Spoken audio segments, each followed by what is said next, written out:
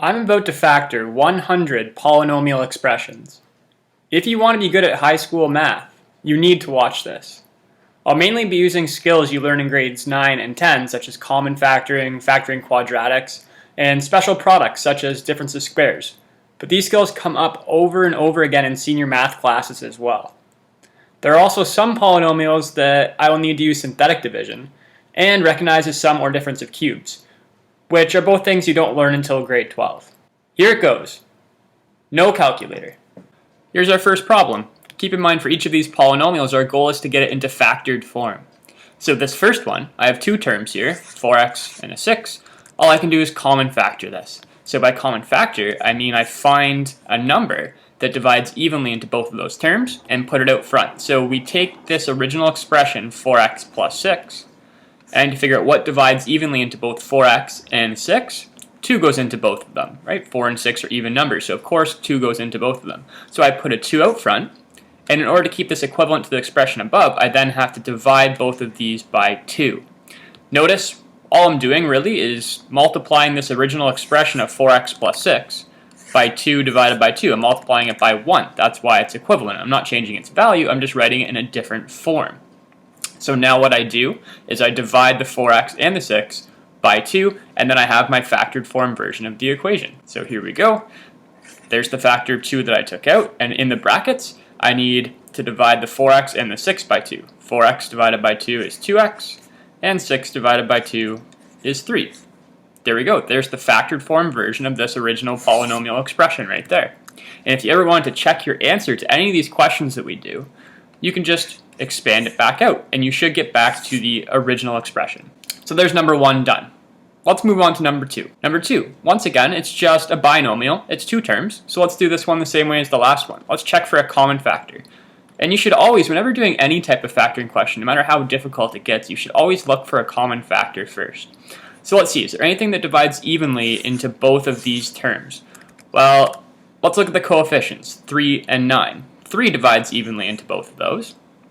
And both of those terms have an x, so I could also common factor out an x from both of those terms. And now in brackets, beside that factor of 3x that we're dividing out, I need to divide both of the terms, the 3xy and the 9x, by what I took out. So I took out a 3x from both, so divide both of those by the 3x that we took out. So my final line here, the 3x is what we common factored out.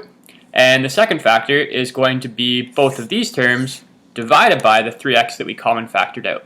So 3xy divided by 3x, well, those would just cancel and be left with y. And the second term, 9x divided by 3x, the x's cancel, and 9 divided by 3 is 3. So there's the factored form version of question 2. Number 3, same difficulty. 11x cubed minus 7x. So it's a binomial. Let's check for a common factor. 11 and 7 are both primes, so there's nothing I can common factor out from both of those. They do both have an x though. So whenever we common factor out a variable, we always common factor out the variable with the smaller exponent. So there's an x cubed and an x to the 1. So we can only common factor out the x to the 1. So we put the x to the 1 out front as our first factor. And then in brackets, we need to divide both of those terms by the x that we factored out. So I need to divide the 11x cubed and the 7x. I need to divide both of those terms by the x that I factored out. And what I'm left with is x times 11x squared minus 7. Don't forget the rule when we're dividing powers with the same base, right? When we do this x cubed divided by x, you subtract the exponents. 3 minus 1 is 2. Number 4. This is a trinomial. It's 3 terms. Let's start by looking for a common factor again. So let's look at the coefficients first. I have 4, 20, negative 12. All those are even numbers. So I know 2 goes into both of them for sure, but 4 also goes into all of them. So I can divide a 4 out. Now let's look at the variables. Notice all 3 terms have an x. This one has x squared, x to the 7, x cubed. We take out the one with the smallest exponent, so I can take out an x squared. And let's look at the y's. Y cubed, y squared, so I could common factor out a y squared. And then in brackets, I need to divide all 3 of those terms by the 4x squared y squared that I'm common factoring out. So I'm not going to show the actual division there. Let's just go right to our final answer for the factor here. So 4x squared y cubed divided by 4x squared y squared. The 4's would cancel, the x squareds would cancel, and I'd be left with y cubed divided by y squared. That's y to the 1. So y. Plus, now let's do this term divided by what we factored out. 20 divided by 4 is 5. X to the 7 divided by x squared is x to the 5, right? We subtract the exponents and keep the base the same. And the y squared divided by y squared is 1. They cancel out. So I can move on to my third term. Minus 12 divided by 4 is 3. X cubed divided by x squared is x. And y squared divided by y squared is 1. So they cancel out. There's my second factor. So that's the factored form version. And you should always look at both of your factors and see if there's anything that could factor further. Maybe you didn't take out a greatest common factor at the beginning. But if I look at this trinomial here, there's nothing that I can common factor from those three terms, so we did it properly right away. Question 5. This is the first time where we're actually going to do a method called factoring by grouping. Notice I have two terms here. I have this term and this term. Do you see what's the same between those two terms? They both have an x plus 1. So we can common factor out that factor of x plus 1 that both of the terms have. So let me show you what that looks like. Let me start by rewriting the original polynomial expression. 3x times x plus 1 plus 7 times x plus 1. So I said we're going to common factor out that common binomial of x plus 1. So that needs to go out front. And then what I have to do is divide both of those terms by what I factored out. So I have to divide both of those terms by x plus 1. And do you see what happens? Inside this set of square brackets, so let's divide this term by the x plus 1 first, and the x plus 1's will cancel, and we'll be left with just 3x. So let me write that. And then when I divide the 7 times x plus 1 by x plus 1, those x plus 1's cancel, and we're left with just 7. There we go. There is the factored form version of this original polynomial expression. Question 6. Once again, for this one, all we can do is common factor. So let's look at the coefficients first. I have a 7 and a 28, so I could common factor out a 7 from both of those terms. They both have y variables, so take out the one with the smaller exponent, y squared, and they both have x variables, take out the one with the smaller exponent, so negative 3. And then in brackets, we're going to divide both of those terms by what we took out. So the first term divided by what I common factored out. Let's do that first. 7 divided by 7 is 1. Y squared divided by y squared is 1. And then x to the 5 divided by x to the negative 3. Well, we would keep the x and subtract the exponents. 5 minus negative 3 is 8. Second term, minus 28 divided by 7 is 4. Y to the 5 divided by y squared is y cubed. And x to the negative 3 divided by x to the negative 3, well, anything divided by itself is 1, so it's going to be 1, which I don't have to write. But also if you were to follow exponent laws, negative 3 minus negative 3 is 0, so you'd have x to the 0, which is 1. So there we go. Now in your final answer, you should not have a negative exponent. So what we have to do is rewrite that power as its reciprocal with a positive exponent, so it'd be 1 over x cubed. So you can just imagine that factor of x cubed moving to the denominator. So our final answer should look like 7y squared x to the 8 minus 4y cubed all over that power of x cubed. Moving it to the denominator changes the sign of its exponent. That would be a good final answer. Question 7. This is our first quadratic. So we're going to use our trinomial factoring techniques here. We're going to need to do sum and product factoring. Now, this quadratic is in standard form. Its a value is 1, b value is 15, c value is 26. So when you have an a value of 1, factoring it is easy. We just need to find the numbers that add to the b value and multiply to the a times c value. So for this question, we're looking for numbers that add to 15 and multiply to a times c. Well, a times c is 1 times 26, that's 26. So what two numbers multiply to 26 but add to 15? So the two numbers that work are 2 and 13. Right, do you notice 2 plus 13 is 15 and 2 times 13 is 26. So we found the two numbers that work. So all we have to do now is write our factors. So this original polynomial expression is equal to two factors. Each of those factors is going to start with x, and then we just take the numbers that satisfy the product and sum, 2 and 13, and add those to x. So x plus 2 and x plus 13. There we go, it's been factored. And if you want to check your answer, don't forget you can check it just by foiling this out, and you should get back to the original expression. Question 8. Another quadratic. Now this one is a special quadratic. This one is actually a perfect square trinomial, and let me show you why. So we'd still be looking for numbers that satisfy our product and sum. So let me just fill in this chart again. So we'd be looking for numbers that add to the b value. So remember, here's the b value. A value is 1, c value is 64. So we're looking for numbers that add to the b value, so add to 16, but multiply to a times c. 1 times 64 is 64. The numbers that satisfy this product and sum are 8 and 8. 8 plus 8 is 16, and 8 times 8 is 64. Since it's the same number twice, we get a perfect square trinomial. When we factor it, we actually get a binomial squared. Watch. When I factor this, it would go to x plus 8 times x plus 8. It's the same binomial twice, so we could rewrite that as x plus 8 squared. That's why this is called a perfect square trinomial. It's just a binomial squared. Question 9. Here's another special product. When we factor this one, this is actually a difference of squares.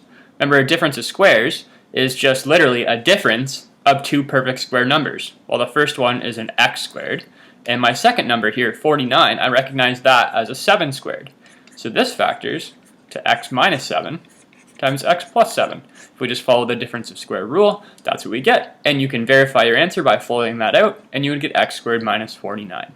This is another quadratic where we can use sum and product factoring, but because the a value is not 1, we're going to have to factor this by decomposition. This is where I find most students have the most difficulty with factoring. There's a lot of shortcuts for how you can factor these types of quadratics, but I think if you just practice it the proper way enough, you'll get so good at it that shortcuts are meaningless. So let's look at how we do it by decomposition and grouping the proper way. So we're still going to be looking for numbers that satisfy the product and sum. So we're looking for numbers that add to the b value. In this case, the b value is 1. And numbers that multiply to the a times c value. 6 times negative 2 is negative 12. So the numbers that satisfy this product and sum are 4 and negative 3. 4 and negative 3. 4 plus negative 3 is 1. 4 times negative 3 is negative 12. But we can't go right to the factors for this one. We have to factor this by decomposition. So what that means is I have to split the middle term into 4x minus 3x. I have to split this 1x term into, so let me write the first term first, 6x squared. Now I have to split this 1x term into 4x minus 3x and leave the minus 2.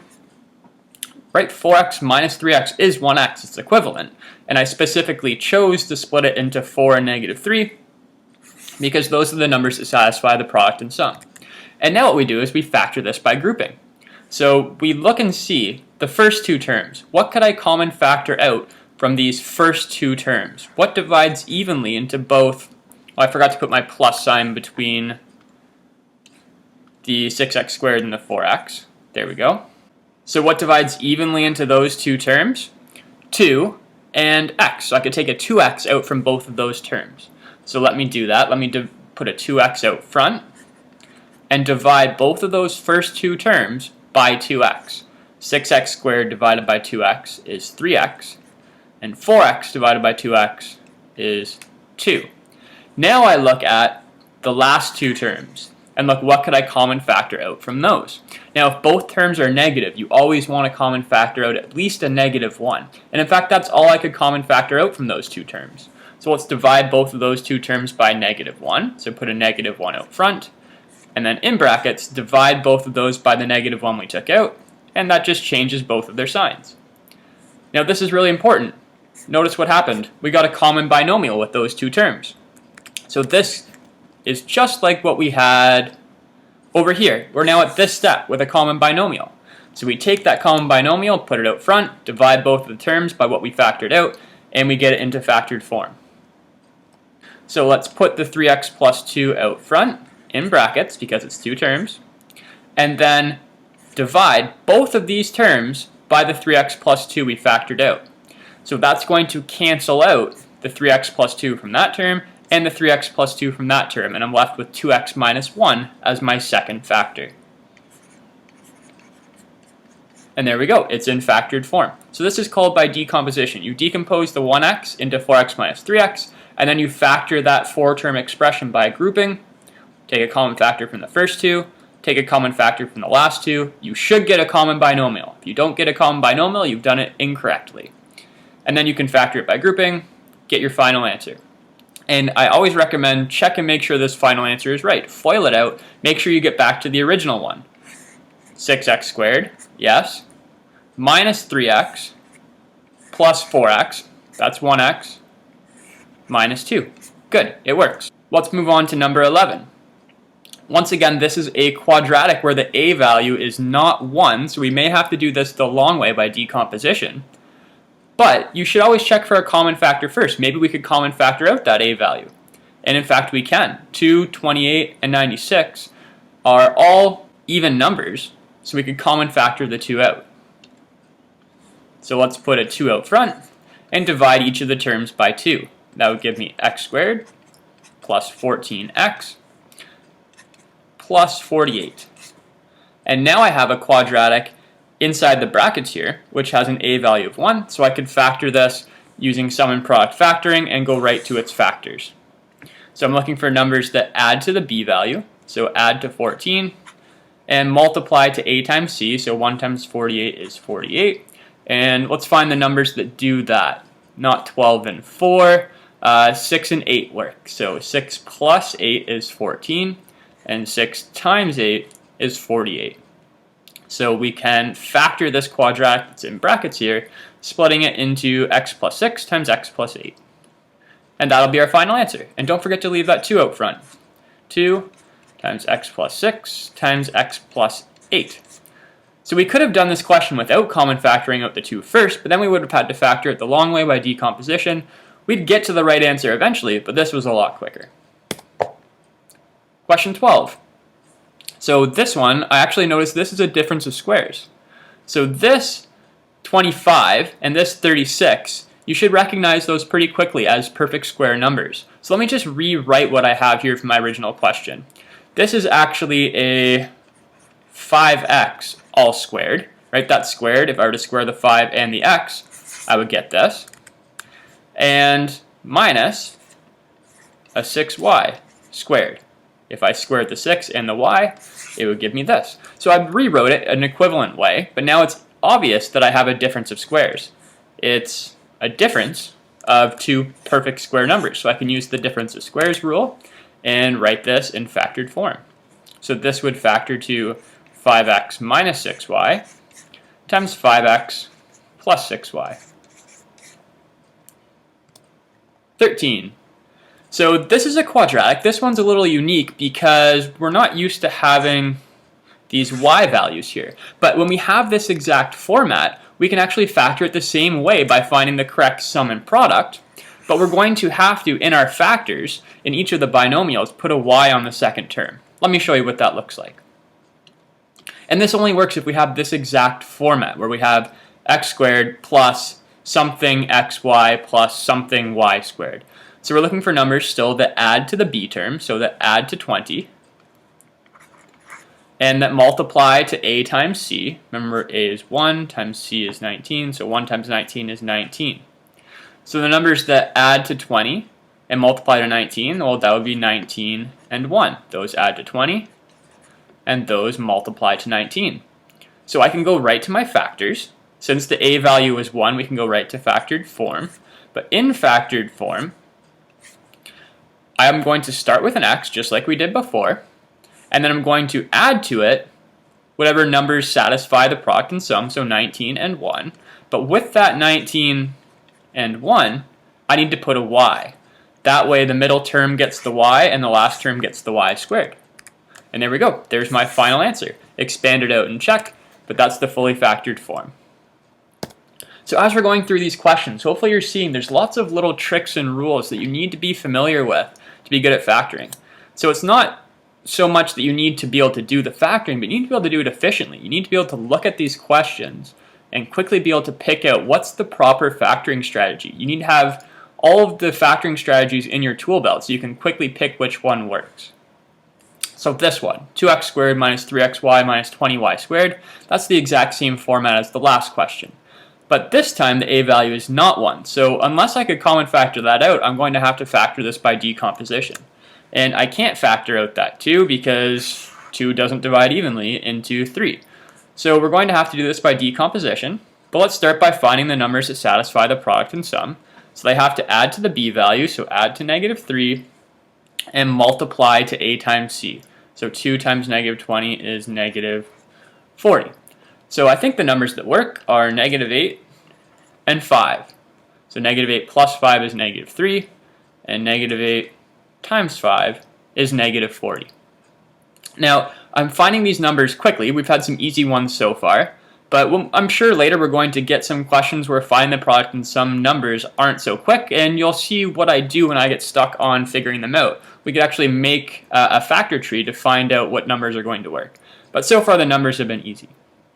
So for this one, remember, since the a value is not 1, we can't go right to our factors. We have to factor this by decomposition. So we have to split the middle terms, split this negative 3xy into negative 8xy plus 5xy. 2x squared minus 8xy plus 5xy minus 20y squared. So all that happened was the middle term split into those two. Now we take a common factor from the first two terms. So I could take out a 2x from the first two terms and divide both of those two by the 2x we took out. 2x squared divided by 2x is just x. And 8xy divided by 2x, 8 divided by 2 is 4. The x's cancel, and there's still a y there. Now, plus. Now when I take a common factor from these two terms, hopefully I'm left with a common binomial. Hopefully I get x minus 4y again. That's how I know I would have done it properly. So I could take a 5 from both terms and a y from both terms. And I'm talking about from these two terms.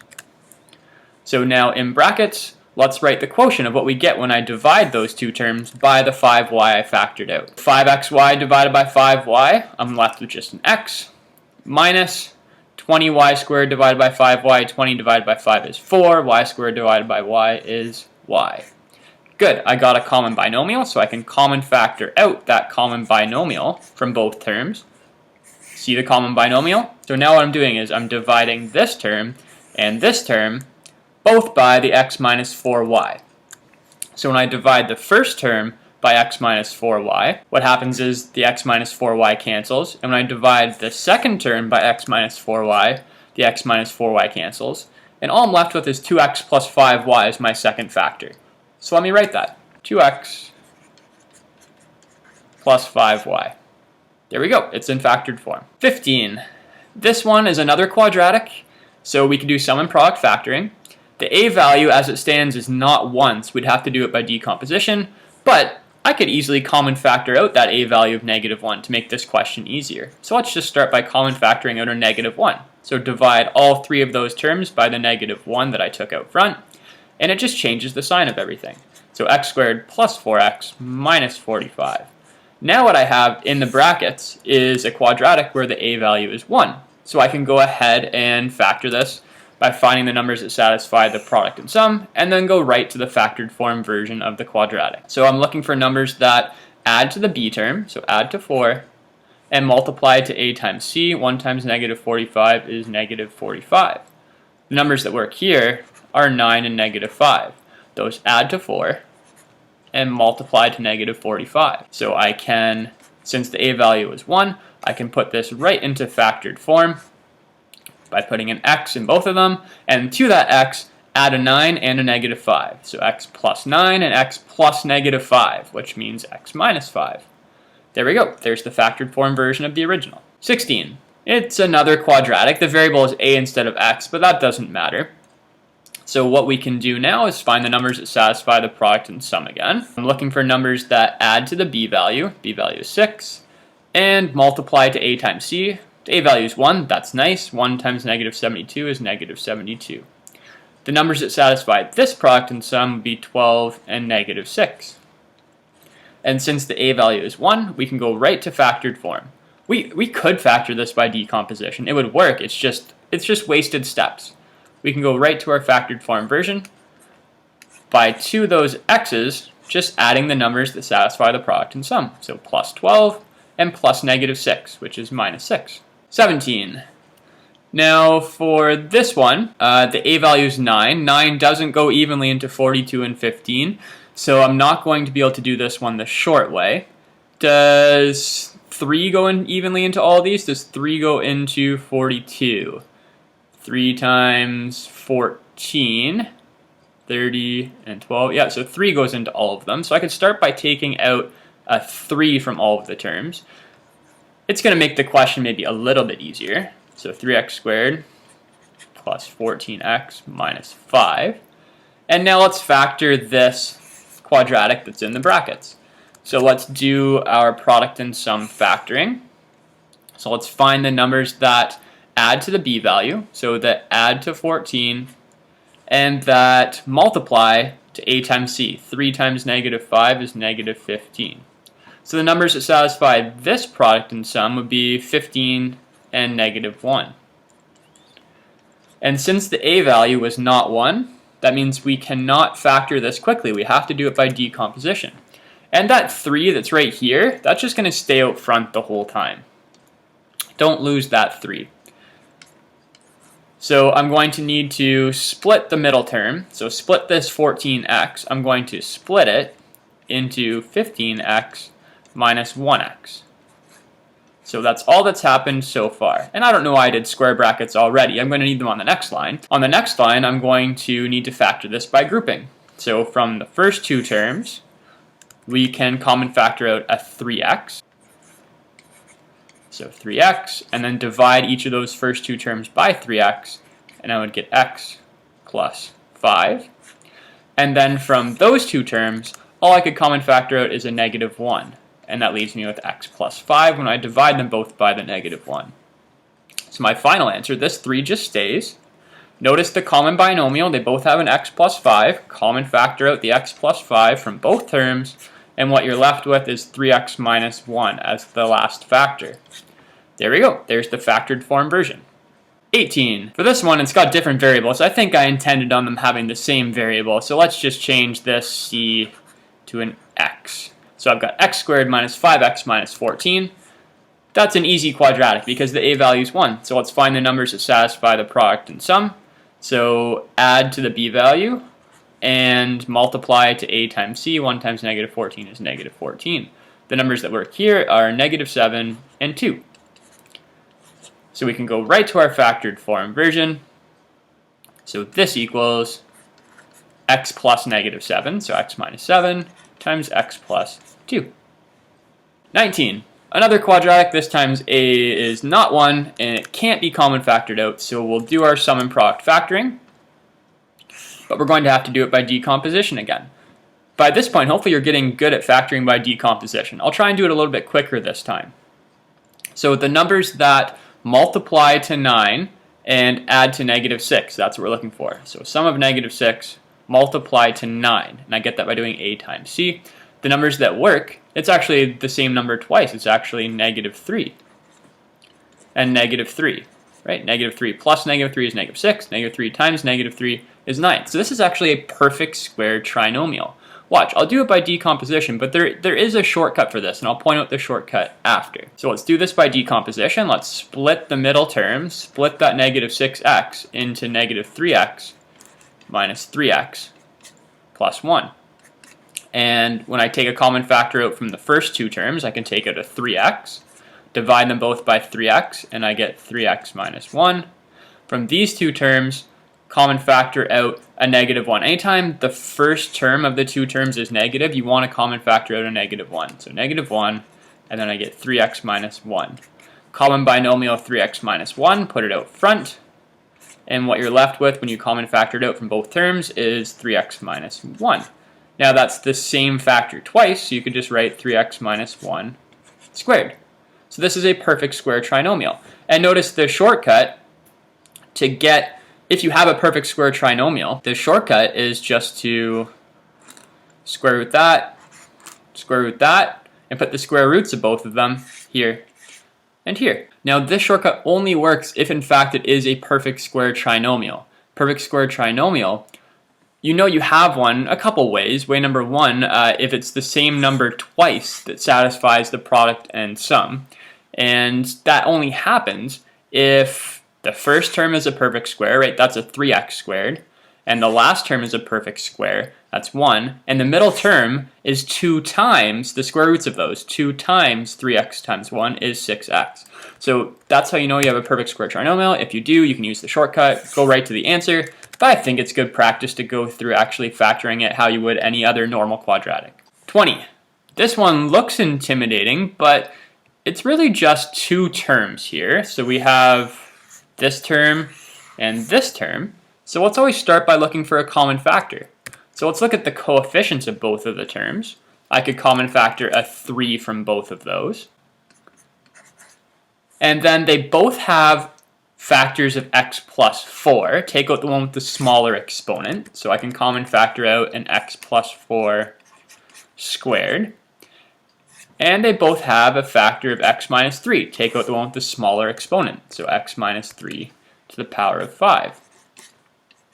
Now, in brackets, I need to divide both of those terms by what I common factored out. So I need to divide, I'll have to put this in square brackets for now, I think. I'll have to divide this term by what I common factored out. So let's do that first. 3 divided by 3 is 1. X plus 4 squared divided by x plus 4 squared is 1. X minus 3 to the 6 divided by x minus 3 to the 5. That's x minus 3 to the 1. So I could just write x minus 3. Right? When dividing powers with the same base, you keep the base, subtract the exponent, 6 minus 5 is 1. So it's x minus 3 to the 1. Now let's divide the second term by what we factored out.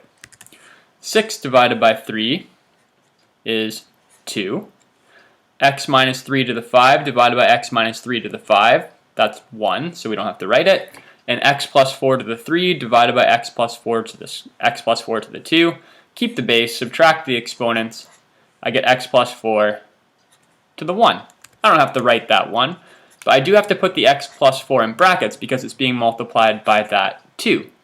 Now all I would do here is, I have it written in, this is factored form, it's 4 things multiplied together, but this factor could be simplified. You want to make sure all of your factors are fully simplified. So inside that square set of brackets, I could simplify it a bit. So let me rewrite those first 3 factors. The x minus 3, let me distribute that 2 in there. So I'll do this in a couple steps. So I have x minus 3 plus 2x plus 8. I could collect my like terms here. I could collect my x plus 2x together and get 3x. And I could collect my negative 3 and 8 together and get positive 5.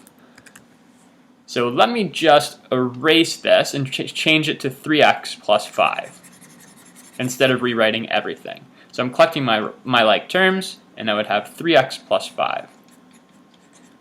There we go.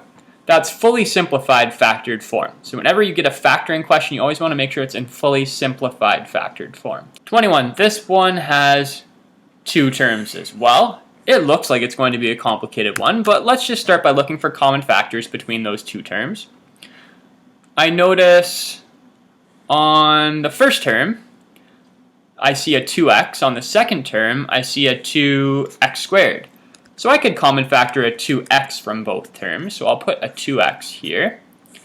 And I see this first term has this factor of x cubed minus x being squared. I see that same factor here. So I could common factor out an x cubed minus x to the 1, since that one only has an exponent of 1. So let me common factor out that x cubed minus x to the 1 as well. And I think that's all I could common factor between the 2 of them. So now let's divide each of those two terms. Let's divide that term and that term by what I common factored out. So when I divide the first term by this, the two x's cancel, and x cubed minus x squared divided by x cubed minus x to the 1, that leaves me with x cubed minus x to the 1, so I don't have to put it in brackets. Plus, let's divide the second term by what I common factored out. So 2 divided by 2 is 1. X squared divided by x is x. This factor of x cubed minus x is gone because I factored it out. And I still have this 3x squared minus 1. So I should have square brackets here because I'm going to have to do a bit more simplifying. So I noticed there's going to be some more common factoring I can do here actually. So first of all, this factor, both terms have an x, so I could common factor out an x. So when I do that, actually a lot of nice things are going to happen here. So let me common factor out an x from this, and that gives me x squared minus 1 when I divide those two terms by the x I took out, which is itself a difference of squares, which means I could factor it further. In these brackets here, I have 3 terms, and I notice all 3 terms have an x. So I could common factor an x out from all of those 3 terms now, or I could expand and collect my like terms and stuff and then common factor it out later. I think I'll take it out now. So let me common factor out an x from all 3 of those terms now. So when I take out an x from all 3 of those terms, when I take an x out from x cubed, I have x squared minus 1 plus x divided by x is gone, but I still have this 3x squared minus 1. So I didn't need the square brackets anymore. So I'll switch that on the next line. So here, this is factored form, but this is definitely not fully simplified factored form. Let's see what we could do. I've got a 2x times an x times an x. That's 2x cubed. When multiplying powers of x together, you add the exponents. So 1 plus 1 plus 1 is 3. And I've got this x squared minus 1, which factors further. It's a difference of squares. It's an x squared minus a 1 squared, so it goes to x minus 1 times x plus 1. And then inside these brackets, let me collect my like terms. X squared plus 3x squared is 4x squared.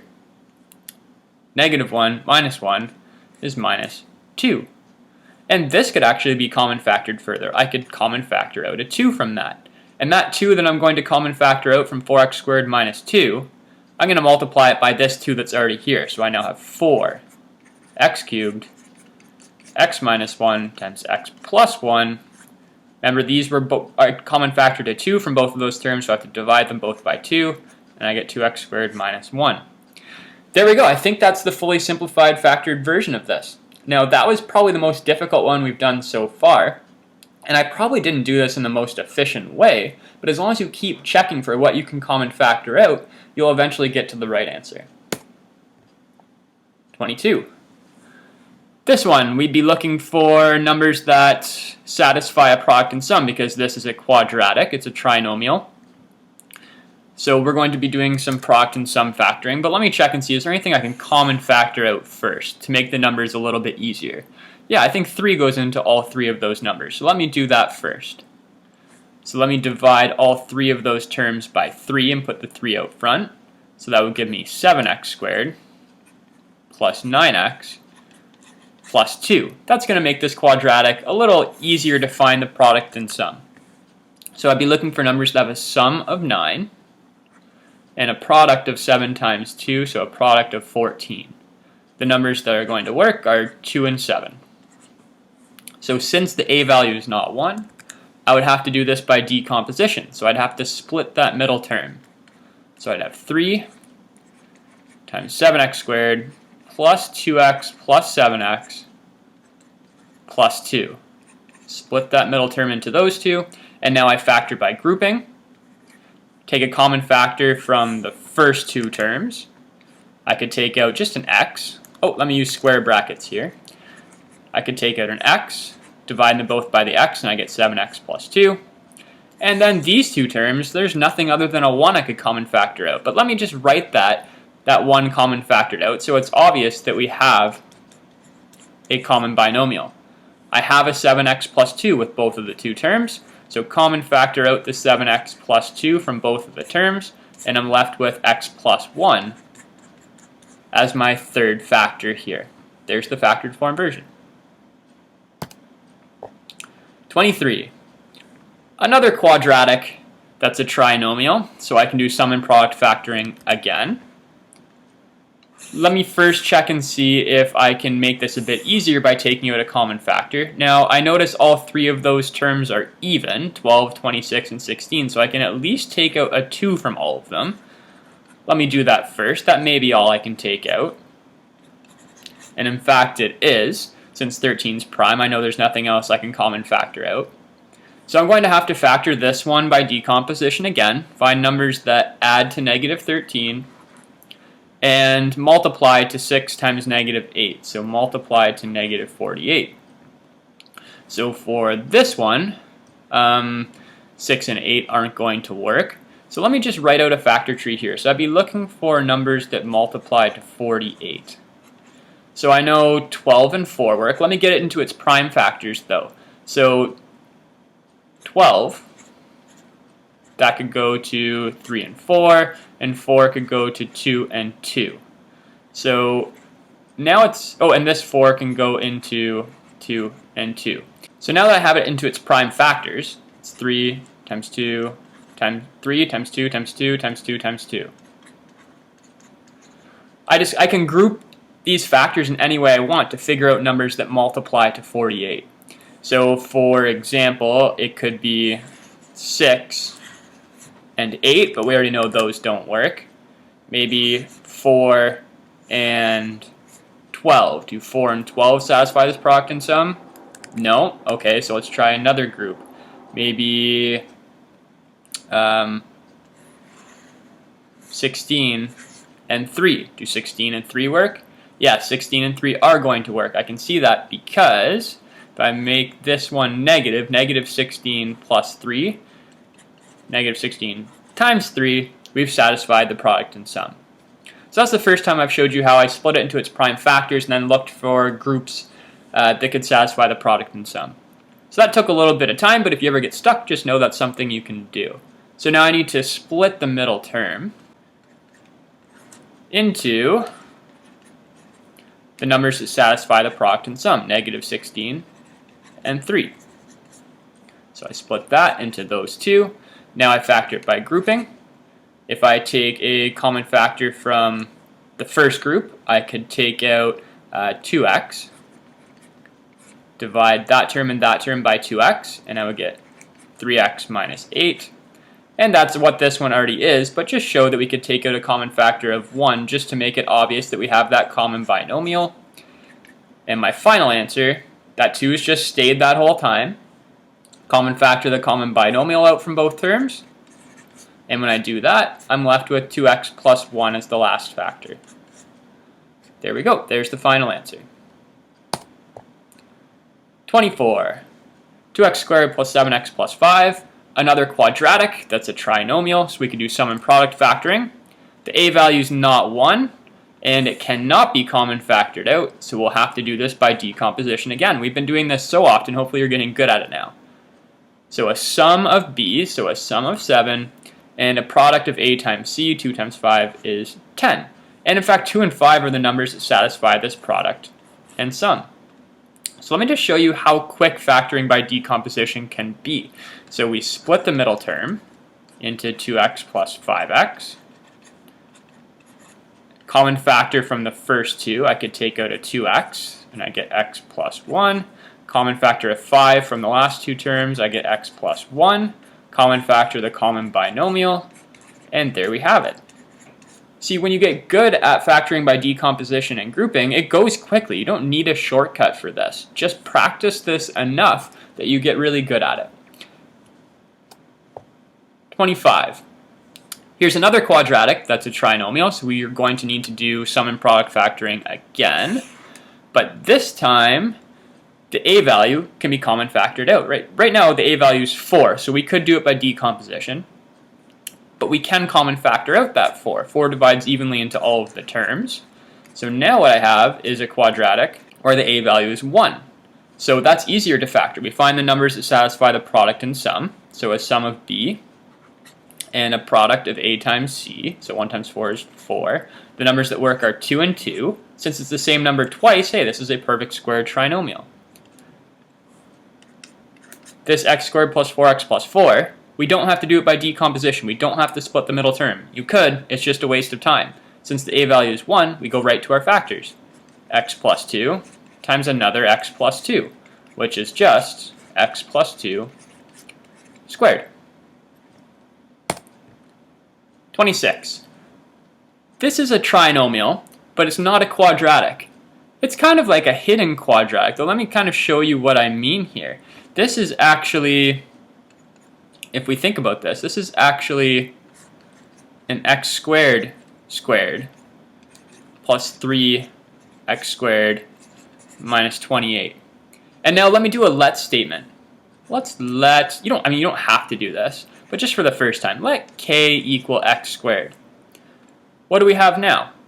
We have k squared plus 3k minus 28. That would be easy to factor. Now it's just a quadratic that's a trinomial. You do your product and sum. Let's factor that quickly. So they have a sum of the b value and a product of a times c. 1 times negative 28 is negative 28. The numbers that work here are going to be 7 and negative 4. 7 plus negative 4 is 3. 7 times negative 4 is negative 28. And since the a value is 1, we can go right to the factors. We do not have to do decomposition. So this would factor to k plus 7 and k plus negative 4. So k minus 4. But keep in mind, each of those k's is actually an x squared. So let me replace each of those k's with x squared. So it's actually x squared plus 7 and x squared minus 4. And hey, x squared minus 4, that's a difference of squares. So I could factor it further. So it would go to x minus 2, x plus 2. There's the fully simplified factored form. So whenever you have this version, the first term is exponent of 4, the middle term is exponent of 2, and the last term technically is an exponent of 0, it doesn't have the variable. Know that that's like a hidden quadratic, and you can still factor it like you would a normal quadratic using sum and product factoring. This let statement often helps people. Oh, and do you see why I did this? Do you notice, you know your exponent rules. If you have an exponent on top of an exponent, you multiply them. So it's equivalent, what I wrote. It's just helping you see that it is in fact a quadratic that we can use sum and product factoring for. 27. This is another special product. This is actually a difference of cubes. We haven't done a difference of cubes yet.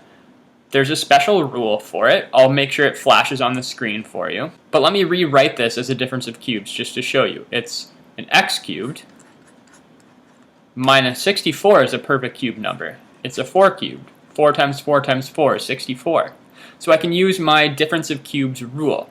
I'll actually write it here for you. If you have a cubed minus b cubed, that factors to a minus b times a squared plus ab plus b squared. And there's tricks for remembering this, but that's the rule. Let me use that. So every time I see an a, I'll write an x. Every time I see a b, I'll write a 4. Right? Because those are the perfect cube numbers. It's an x cubed minus a 4 cubed. So in my answer, it's going to factor to x minus 4, x squared, plus the product of the two, x times 4 is 4x, plus this number squared, 16. Now when you have a sum, there's actually a sum of cubes as well, but when you have a difference of cubes or a sum of cubes, what you get as your second factor is actually never going to factor further. X squared plus 4x plus 16 doesn't factor. There are no numbers that multiply to 16 and add to 4. Do you know how to tell if a quadratic is factorable? Well, I know you know the discriminant, b squared minus 4ac, can tell you how many zeros a quadratic has.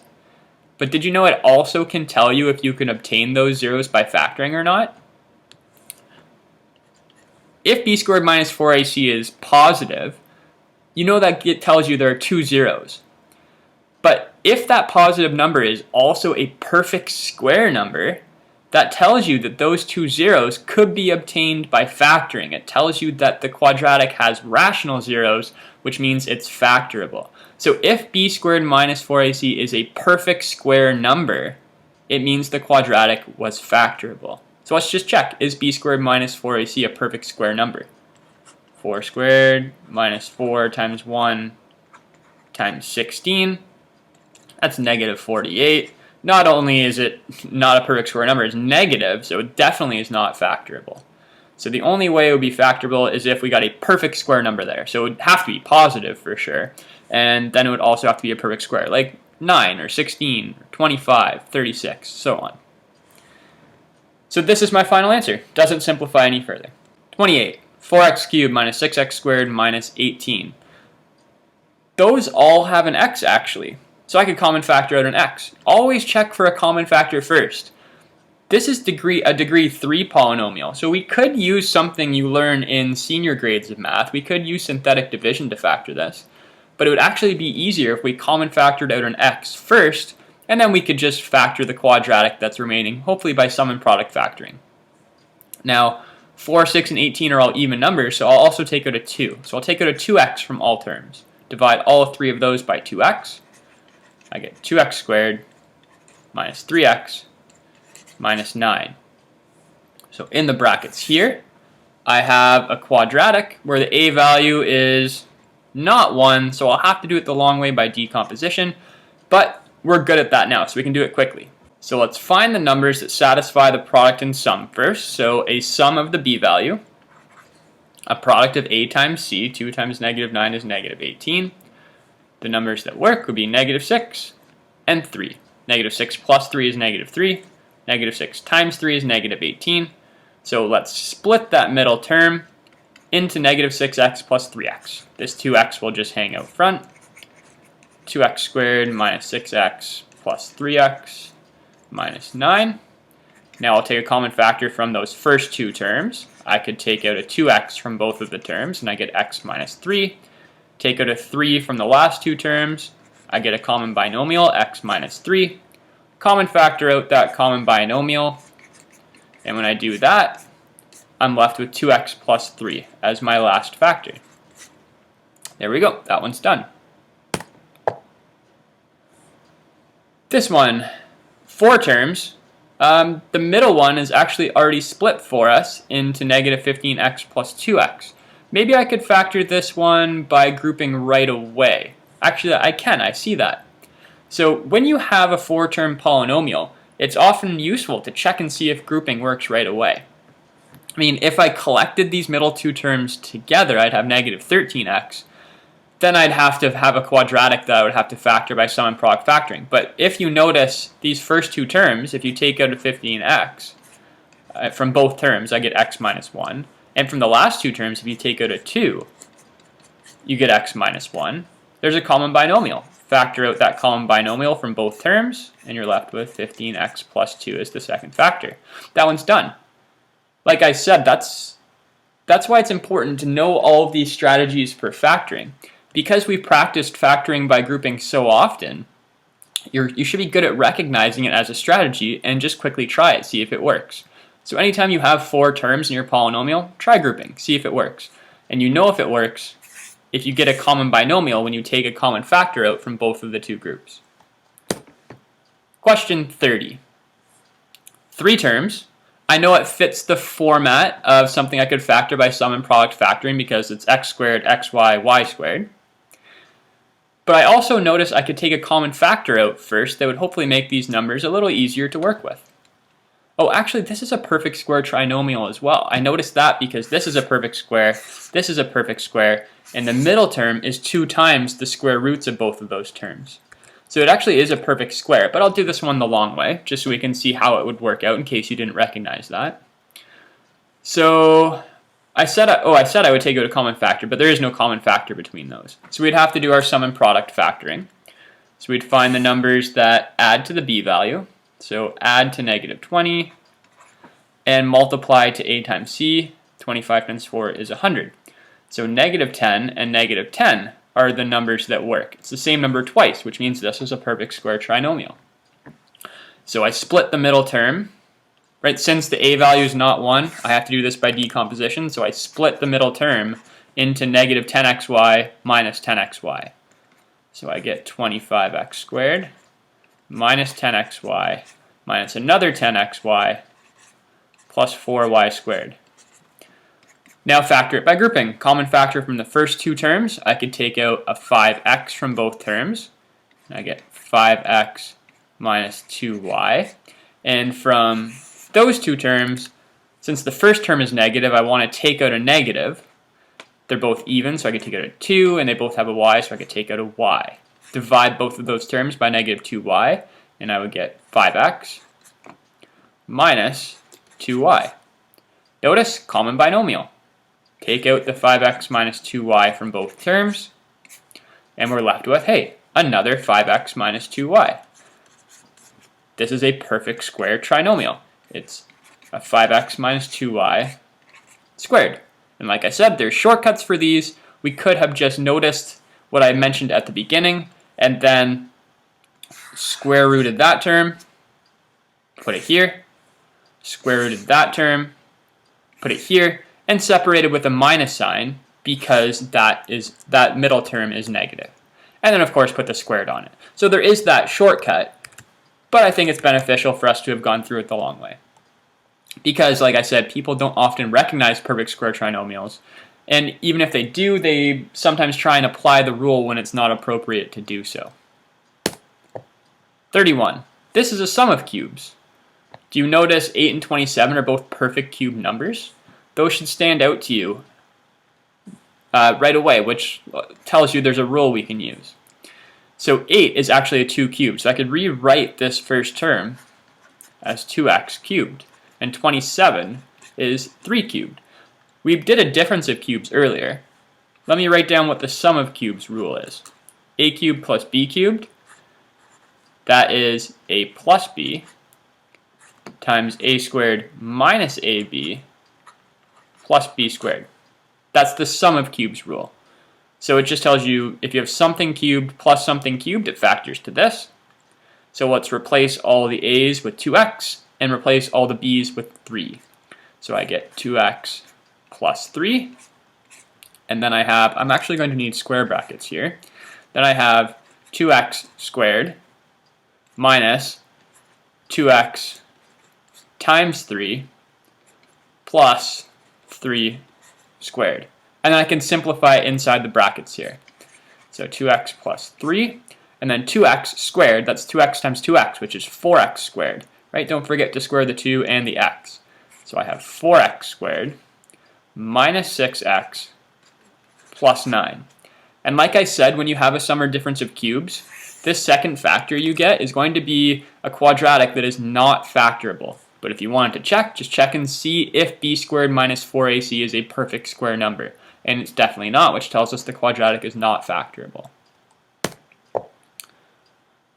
This one. Let me common factor out 5 first. I noticed that the 5 and the 45 goes into both of those. So let me change to white here so I can keep it consistent. So let me common factor out a 5 from both terms, and I get x cubed minus 8y cubed. And now inside the brackets here, I have a difference of cubes. It's an x cubed minus a 2y cubed. Let me rewrite it in that format so you can see. It's an x cubed minus a 2y cubed. 2y cubed, 2y times 2y times 2y is 8y cubed. So I just rewrote it equivalently in a format where you can see the difference of cubes. And then let me rewrite the difference of cubes rule for you. A cubed minus b cubed is a minus b, a squared plus ab plus b squared. So let's go ahead and use that rule. So it would factor to x minus 2y multiplied by x squared plus x times 2y, that's 2xy, plus 2y squared. Now 2y squared, 2y times 2y is 4y squared. So let me rewrite that as 4y squared. And there we go. Now this, once again, is a trinomial that you could try and factor by sum and product factoring, but when we do sum or difference of cubes, it's not going to be factorable. there's not going to be anything that adds to 2 and multiplies to 4. And you could check the discriminant, right? Make sure the discriminant's not a perfect square number.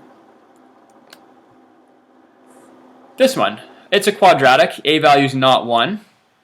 Oh, in fact, it's a fraction. Let's take care of that right away. Let's common factor out that fraction, a quarter. So let's divide all 3 of the terms by a quarter. A quarter divided by a quarter, that's 1, so I just have x squared, minus 5 divided by a quarter. Dividing by 1 over 4 is the same as multiplying by 4 over 1, multiplying by the reciprocal. So 5 times 4 is 20. And 25 divided by a quarter, that's the same as 25 times 4. That's 100. Now I have a quadratic in the brackets where the a value is 1. So if I can find the numbers that satisfy the product and sum, I can go right to my factored form. So the numbers that add to the b value and multiply to a times c, 1 times 100 is 100. The numbers that work here, hey, we've had this before. It's negative 10 and negative 10. So this is once again a perfect square trinomial. It's going to factor to x minus 10 times x minus 10, which is x minus 10 squared. This one. This, I think, is just a nice, easy quadratic with an a value of 1. Let's find the numbers that satisfy our product and sum. So the numbers that add to negative 11 and multiply to 1 times 24 is 24. The numbers that work are negative 8 and negative 3. Since the a value is 1, I can go right to the factored form version. So it factors to x plus negative 8, so x minus 8, times x plus negative 3, which is just x minus 3. There we go. 35. It's a difference of squares. This is a 6 squared minus an x squared. Use the difference of squares rule, and this factors to 6 minus x times 6 plus x. Done. That one was quick. 36. It's a quadratic, that's a trinomial. We could do sum and product factoring. Check for a common factor first to make it easier. I notice I could take a 7 out from all 3 terms. And now in the brackets, I'd be looking for the numbers that satisfy the product and sum. So the numbers that add to 2 and multiply to 1 times 1 multiplied to 1 are 1 and 1. Once again, this is another perfect square trinomial. I put a lot of these in here. So this would factor to x plus 1 times another x plus 1. So I could just write it as x plus 1 squared. 37. This is a difference of squares as well. Do you notice the difference of squares? I could rewrite this x to the 4. I could write that as an x squared squared. And I could rewrite the 16 as a 4 squared. It's a difference of 2 squared numbers. It's a difference of an x squared squared and of a 4 squared. So use the difference of squares rule. And this would factor to x squared minus 4 times x squared plus 4. And I have another difference of squares. This right here is a difference of squares. It's an x squared minus a 2 squared. So that would factor to x minus 2 times x plus 2. And I get x, and x squared plus 4 is still there. There we go. 38. 8x squared minus 6x minus 9. Quadratic, that's a trinomial. We're going to be doing sum and product factoring. But is there anything I could common factor out first between all 3 terms? No, there's not. So we're going to find numbers that add to negative 6 and multiply to 8 times negative 9, multiply to negative 72. The numbers that work here, I think, are negative 12 and 6. So what I'm going to have to do is I'm going to have to split the middle term into negative 12x plus 6x. Since the a value is not 1, we have to do this the long way by decomposition. So 8x squared, split the middle term into negative 12x plus 6x, and leave the negative 9. Take a common factor from the first 2 terms. I could take out a 4x from both of those terms, divide them both by 4x. I would get 2x minus 3. Take out a 3 from these 2 terms and divide them both by 3. I get 2x minus 3. I get the common binomial 2x minus 3. That when I take out from both of those terms, I'm left with 4x plus 3. There we go. 39. 7x squared minus 14x minus 21. Hey, 7 divides evenly into all three of those. Let's start by taking out that common factor. And now in here I have a quadratic where a is 1. So I just need to find the numbers that satisfy the product and sum. The numbers that add to negative 2 and multiply to 1 times negative 3. The numbers that are going to satisfy this product and sum are negative 3 and 1. Those add to negative 2 and multiply to negative 3. And since the a value of my quadratic is 1, I can go right to the factors. Just add both of those numbers to x. So x plus negative 3 and x plus 1. 40. This one, all we have to do is take out a common factor between these two terms. So look at the coefficients, 15 and 10. 5 divides evenly into both of those. They both have x. Take out the one with the smaller exponent, so take out an x to the 1. They both have factors of y. Take out the one with the smaller exponent, take out a y to the 1. Now divide both of those by what we common factored out. So divide this first term by 5xy. 15 divided by 5 is 3. X cubed divided by x is x squared. Y squared divided by y is y. Minus 10 divided by 5 is 2.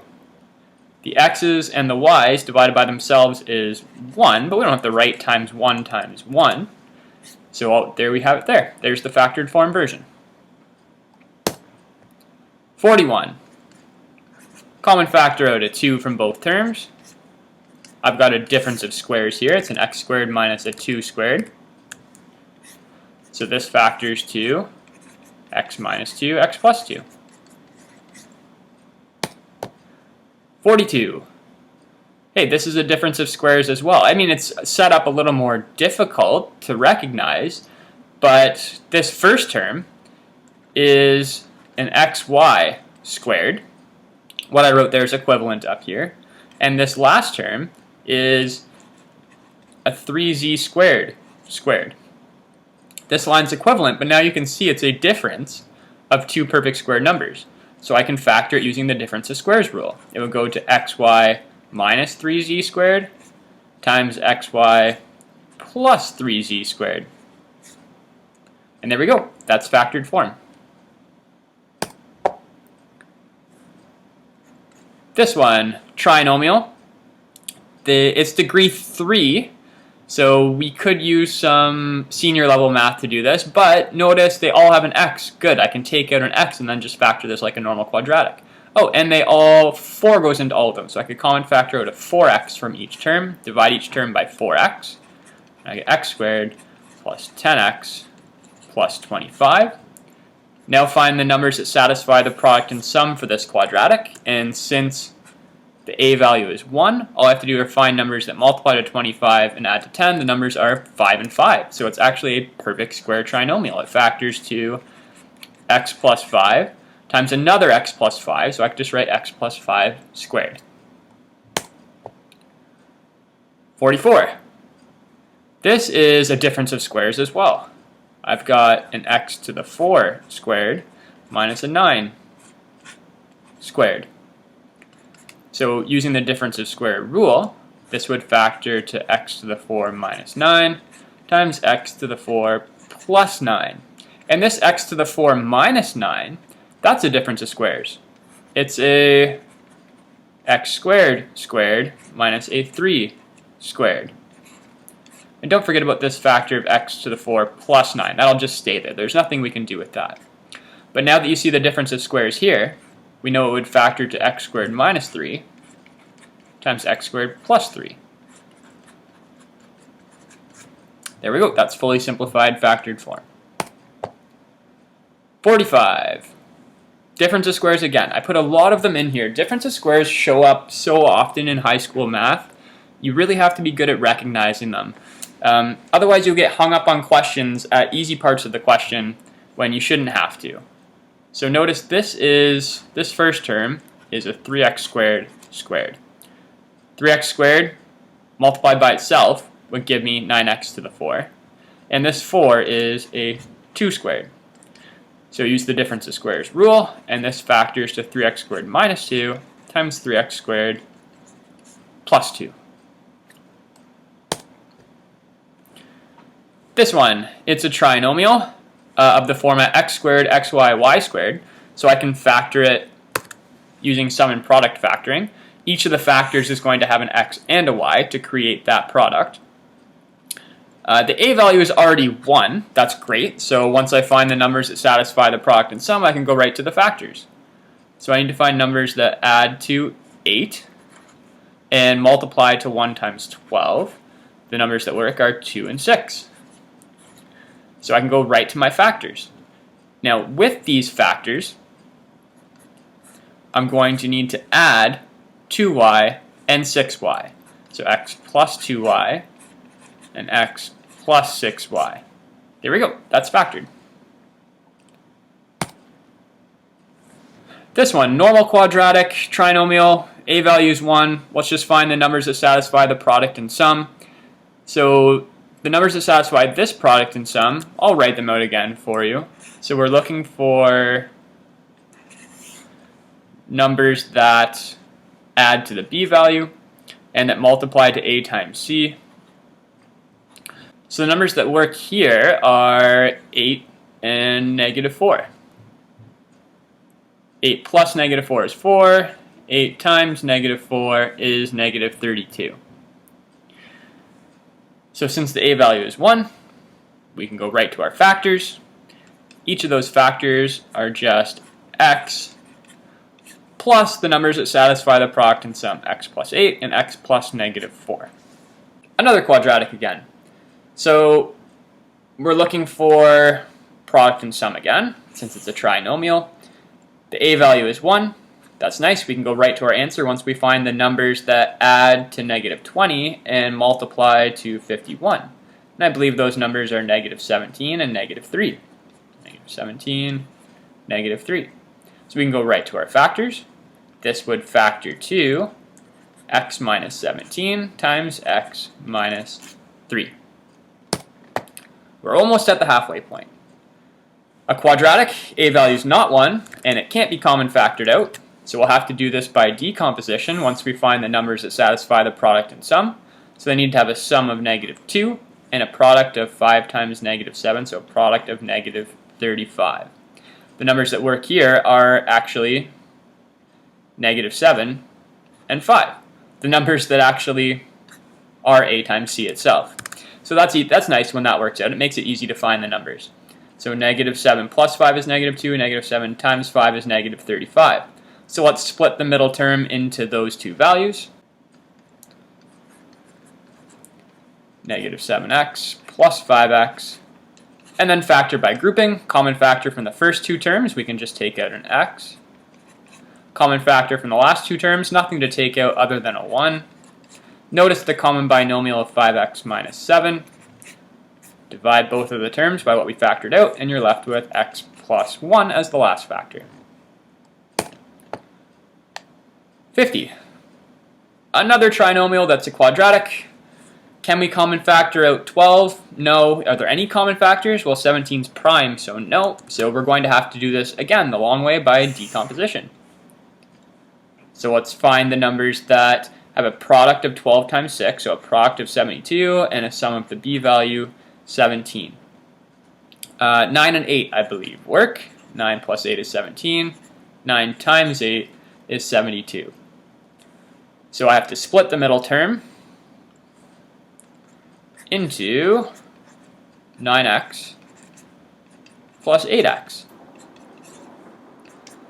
Divide the first two terms by 3x, and I get 4x plus 3. Divide the last two terms by 2, and good, I get a common binomial, 4x plus 3. Common factor out that common binomial, and there we have factored form. My writing's getting a little messier as we go here, but we're halfway done. Even just doing these 50 practice questions, you've got to be getting good by now at recognizing different factoring strategies to choose. And number 50 we did here, hopefully that was easy. That's, like I said, that's the most common type of factoring question that people get hung up on in high school math. And it needs to be something that's automatic. 51. It's 4 terms. Okay, so this one, when it's 4 terms, maybe grouping works. But I can see that if I common factored something from the first two terms, like if I took out an x squared, I'd have x minus 4. That's not going to give me a common binomial with this. So grouping's not going to work. And this is higher than degree 2. It's degree 3. So we're actually going to need some senior level math for this. I'm going to have to factor this I'm going to do synthetic division. So to do that, I actually have to test and see. I have to find something that makes this be 0 so that I can decide what to divide it by. So maybe 1 makes this be 0. Is 1 cubed minus 4 times 1 squared plus 1 plus 6. Is that 0? No, that's not 0. 1 minus 4, negative 3, plus it's 4. It's not 0, so that doesn't work. Okay, maybe negative 1 makes it be 0. Negative 1 cubed minus 4, negative 1 squared, plus negative 1, plus 6. That'd be negative 1, minus 4, minus 1, plus 6. Hey, that works. That's 0. Okay, so the reason why I do this is because now that I know, so I'm using something called the remainder theorem and the factor theorem. I know that since negative 1 makes this be 0, I know that if I were to divide this by x plus 1, it would divide into it evenly, which would get it into factored form for me. So I'm going to divide by x plus 1. I just figured out x plus 1 is a factor. So I need to divide this by x plus 1, and I'll do the method of synthetic division. There's other methods. You could do long division, but I think synthetic division is the quickest. So we take the 0 of the divisor. So we're dividing by x plus 1. So x plus 1 is the divisor. The 0 of that, what makes that 0 is negative 1. Right? It's the number that we figured out is actually the 0 of the entire polynomial. So we put that there. And then we write the coefficients of all the terms of the dividend, the original polynomial here, of what we're actually dividing. So the coefficients are 1, negative 4, 1, and 6. And then for synthetic, I bring the first term down, write it here. Multiply negative 1 times 1 is negative 1. Now I'm going to add these terms. Negative 4 and negative 1 is negative 5. Negative 1 times negative 5 is 5. 1 plus 5 is 6. Negative 1 times 6 is negative 6. 6 plus negative 6, 0. That last term is the remainder. Good. We want a remainder of 0. That means this is good. And then this is our x to the 0 in our quotient. That's our x to the 1 in our quotient. That's the x squared in our quotient. So I just figured out the original polynomial. Let me rewrite it. X cubed minus 4x squared plus x plus 6. I just figured this factors into, well, I divided by x plus 1. And when I divided it by x plus 1, I got this quotient. So it divides into x plus 1 times its quotient. X squared minus 5x plus 6x to the 0, which means just it's a constant, plus 6.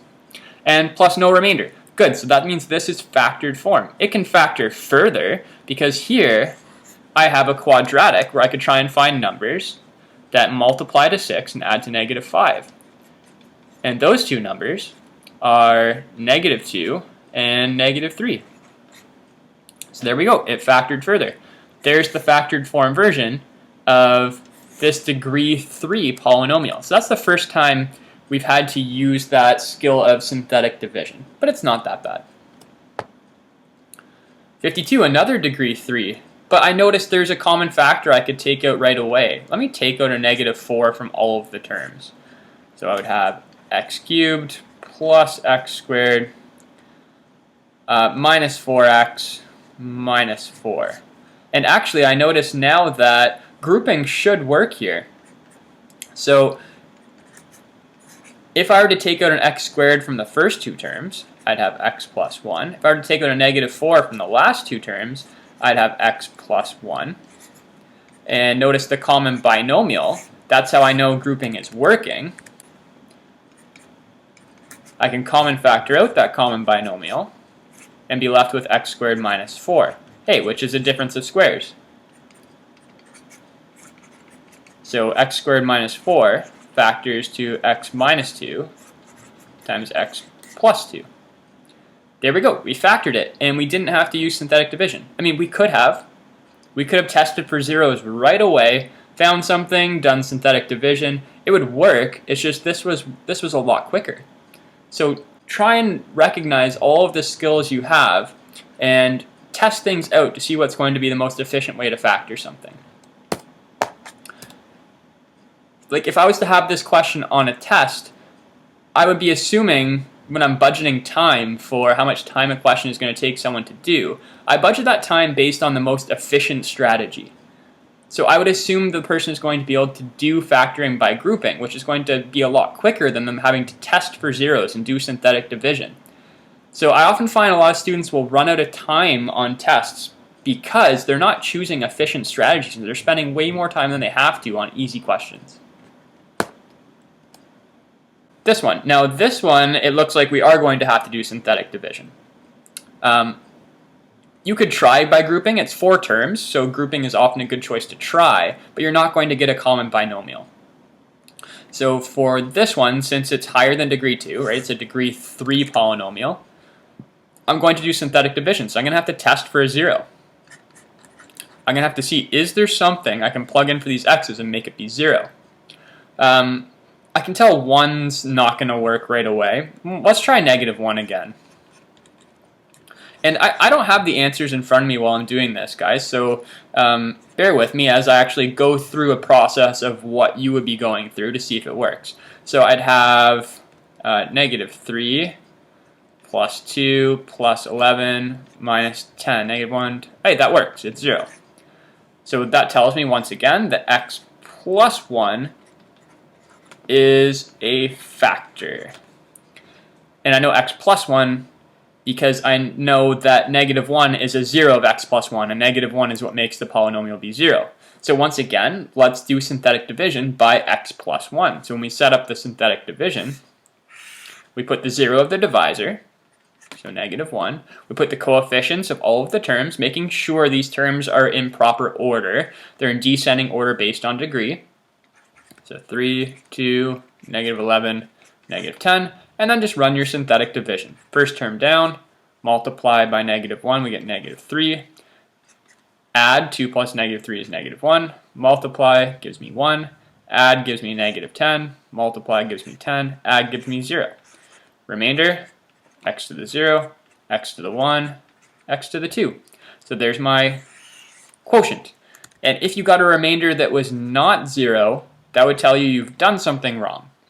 So let me rewrite the original polynomial. It was 3x cubed plus 2x squared minus 11x minus 10. We divided by x plus 1, and we got this quotient here. We got 3x squared minus x minus 10. There we go. Now this here is a quadratic that is going to factor further. I'm going to need to find numbers who have a product of 3 times -30, a product of -30, and a sum of -1. -6 and 5 work. And since the a value is not 1, I'm going to have to split the middle term and do this by decomposition.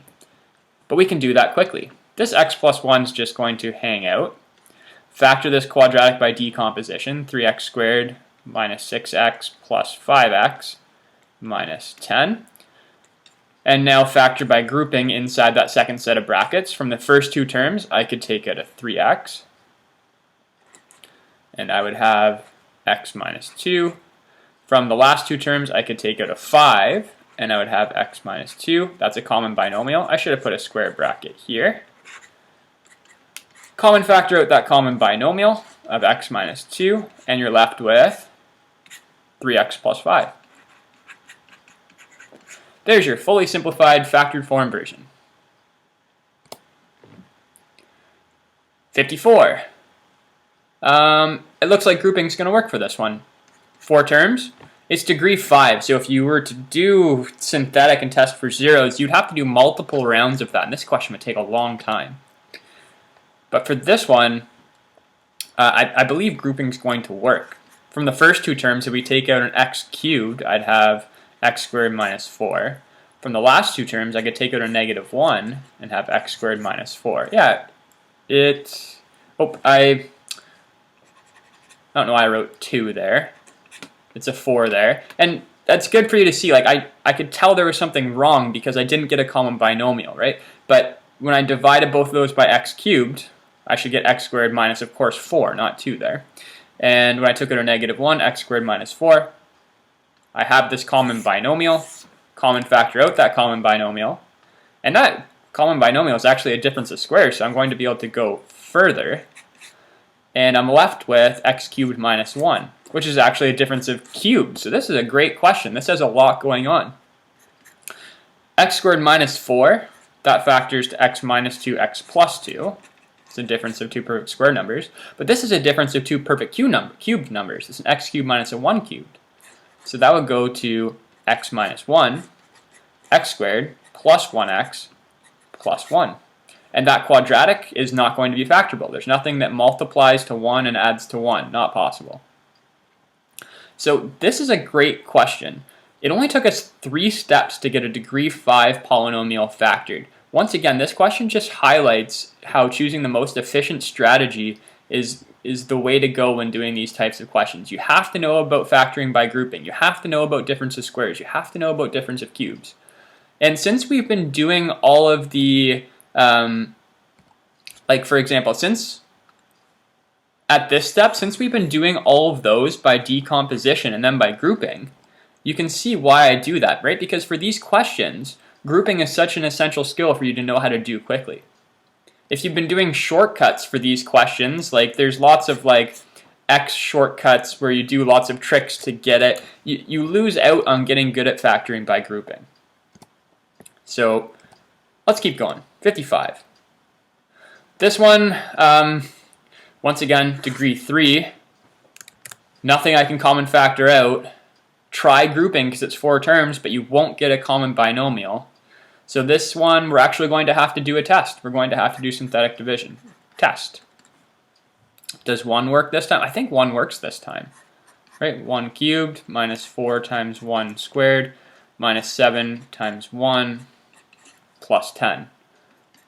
So that gives me 1 minus 4 negative 3 minus 7 negative 10 plus 10. That's 0. Oh, and I should mention, when I'm testing what should make this be 0, it's not just a completely random test.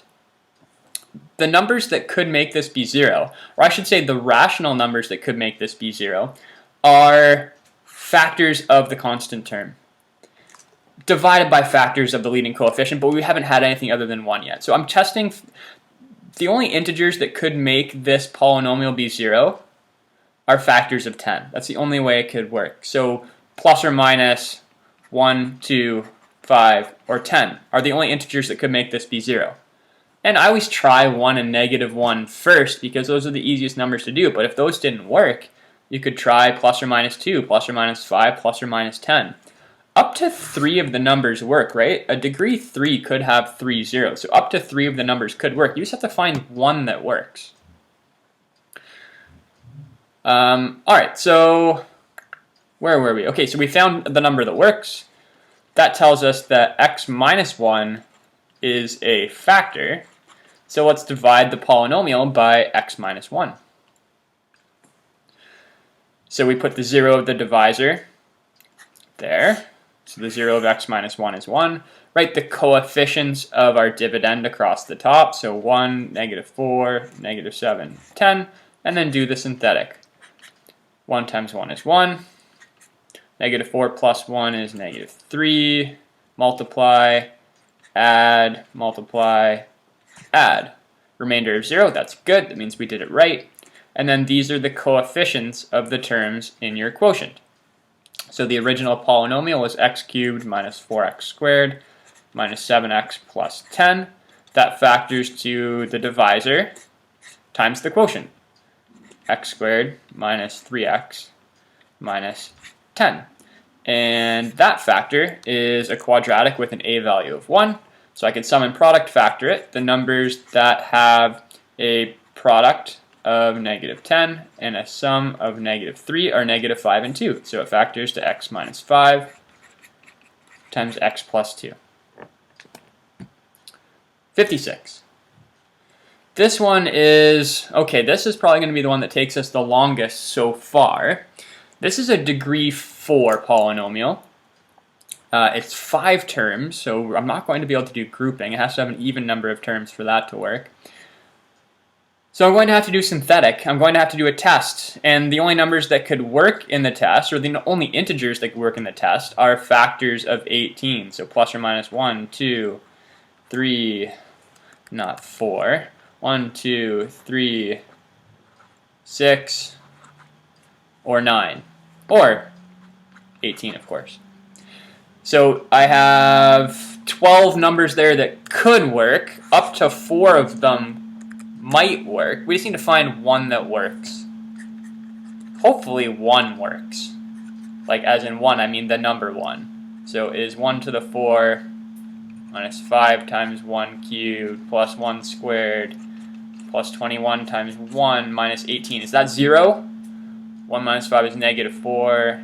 Negative 3 plus, yes, it is 0. Good. That tells us x minus 1 is a factor.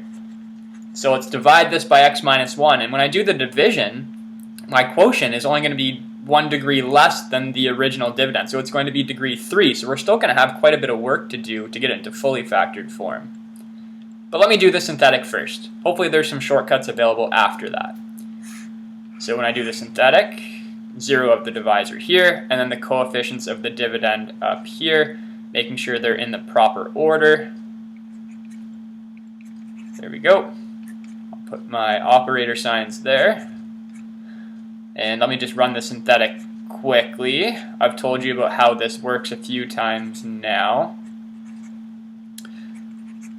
Okay, so I have my remainder of 0. Good. There's my x to the 0, my x to the 1, my x squared, and my x cubed. So my original polynomial of x to the 4 minus 5x cubed plus x squared plus 21x minus 18, that's going to factor to my divisor times my quotient of x cubed minus 4x squared minus 3x plus 18. And then this factor is degree 3, so we're going to have to factor that further as well. Sorry, I just lost that 18 there. So this, to factor further, it looks like we're going to have to do synthetic again because it's 4 terms. Grouping doesn't work. I just tried in my mind to common factor both groups, and you don't get a common binomial. So we'll actually have to run another test. And so we'll have to check for this. Let's find something that makes that be 0. I just did 1 in my head. It doesn't work. Let's try negative 1.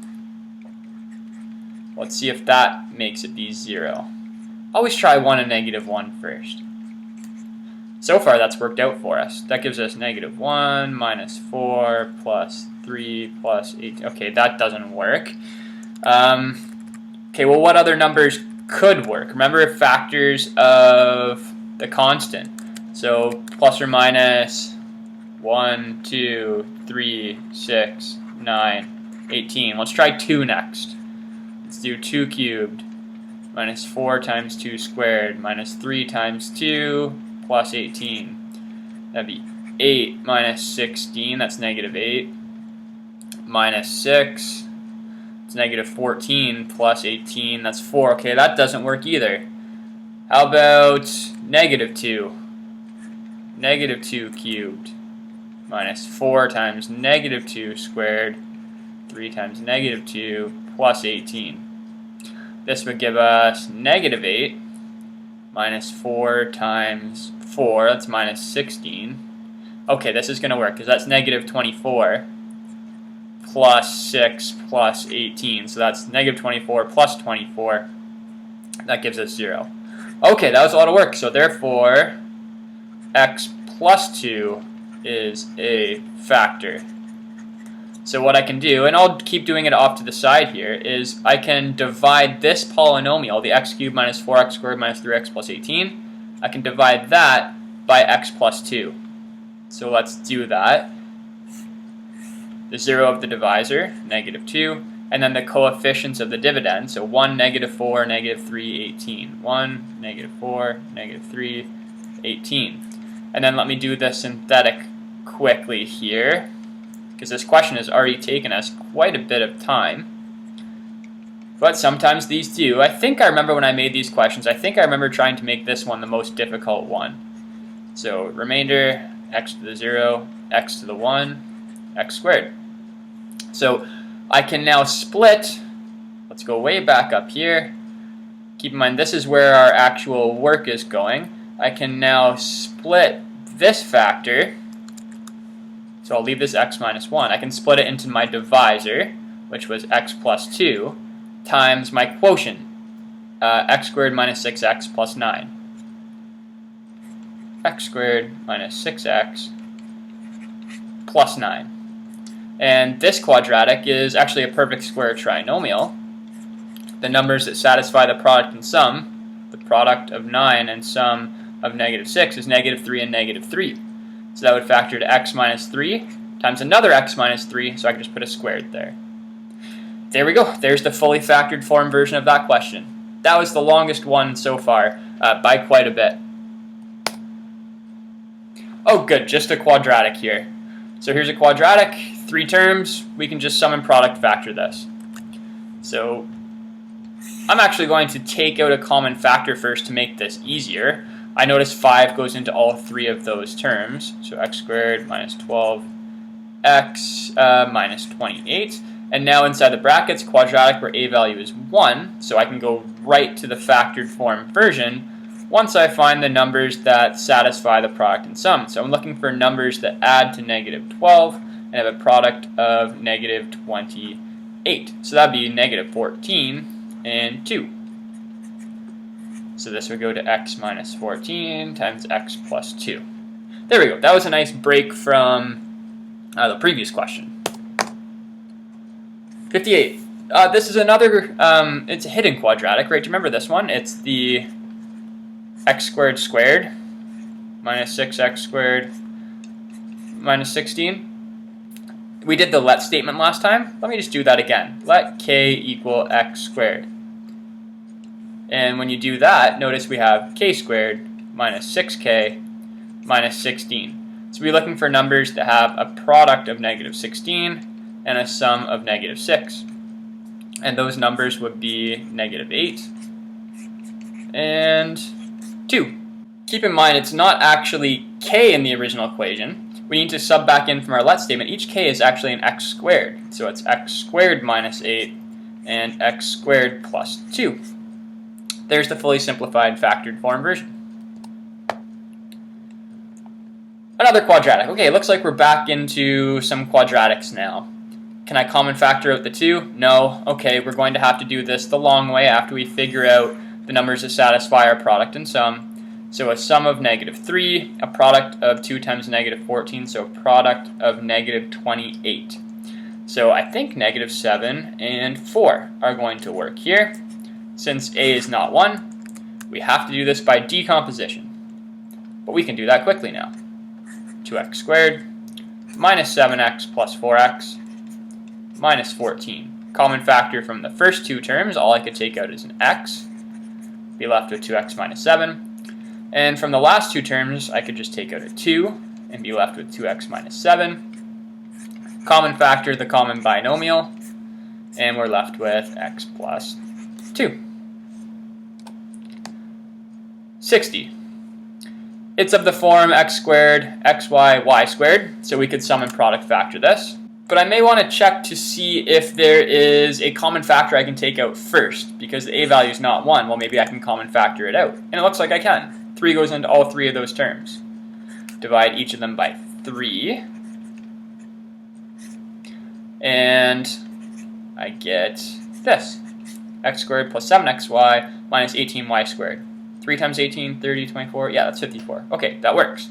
So now the leading coefficient is 1. So I can go right to my factors once I figure out the numbers that satisfy the product and sum.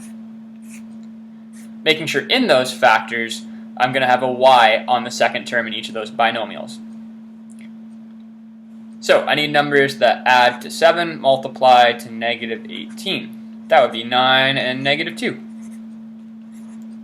So my factored form, I'm going to have x plus 9y and x minus 2y. 61. So this one is a degree 4. So we're actually going to need synthetic for this one. It's not a hidden quadratic because, I mean, if there was a square there, it could be a hidden quadratic, but there's not, so it's not. I'm going to have to do synthetic, so I'm going to have to do a test. And what number should I test? Factors of that, so plus or minus 1 or 7. There's only 4 possibilities for integers that could make this be 0. And luckily, in my test, 1 works, right? 1 to the 4 is 1, plus 6 to the times 1 minus 7, that's 0. X minus 1 is a factor. So we can divide it by x minus 1. So put the 0 of the divisor, the coefficients of the dividend. So keep in mind this. Let me just erase this quickly. Keep in mind this is actually equal to 1x to the 4. There is no x cubed term. There is no x squared term, plus 6x minus 7. And I write this because the coefficients of all degrees of terms have to be represented. So 1, 0, 0, 6, negative 7. A lot of people forget that, and then their quotient ends up being wrong. Sorry, let me just put those back. So now we can do the synthetic. Put my operators. So 1, 1, 1, 1, 1, 1, 7, 7, 0. So in my quotient, I've got my x to the 0, my x to the 1, my x squared, and my x cubed term. So when I factor this, the original polynomial was x to the 4 plus 6x minus 7. That factors to x minus 1 times x cubed plus x squared plus x plus 7. Now this is a degree 3, which grouping isn't going to work, so we're going to have to do another test. So we'll have to test and see what can make this be 0, and the only integers that can make it be 0 are factors of the constant term. So our only options, once again, are plus or minus 1 or plus or minus 7. So I'd test those, and I can tell right away 1's not going to work. That would give me 10. Negative 1? Negative 1's not going to work either. Let me just show you. Plus negative 1 plus 7. So that'd be negative 1 plus 1 minus 1 plus 7. That's 6. That doesn't work. I'm looking for something that makes it be 0. Would 7 work? No, I'm just adding a bunch of numbers. That can't be 0. Negative 7? And that's not going to work either. So actually, none of those 4 numbers make this be 0. That doesn't mean there are no numbers at all that make this be 0. There may be some irrational numbers that make it be 0, but there are no integers. There are no integers or rational numbers that make it be 0. So I can't factor this. This is done. This is our final answer. That's as fully simplified and factored form we can get the original polynomial. Question 62. This one, once again, a degree 4. Grouping's not going to work again. If I tried grouping, I would take an x cubed and have x minus 1, take it to negative 2, and have x plus 2. Not a common binomial. Grouping doesn't work. So we'll have to resort to doing a test again. And the only integers that can make this be 0 are factors of the constant term. So plus or minus 1, 2, or 4. So we have 6 options here. Up to 4 of them could work. We just have to find one that works. So let's test it out. I always like to try 1 first. I'd have 1 minus 1 minus 2 minus 4. That's not 0. How about negative 1? So I'd have negative 1 to the 4 minus negative 1 cubed minus 2 times negative 1 minus 4. That'd be 1 minus negative 1, so plus 1. Plus 2 minus 4, that's 0. Therefore, x plus 1 is a factor. So I can do my synthetic division by x plus 1. That means put negative 1 there. That's the 0 of the divisor. And the coefficients along the top. Now keep in mind it's missing an x squared term. So my coefficients are 1, negative 1, 0, negative 2, negative 4. Don't forget that 0 for the x squared term. Okay, then we'll do the synthetic.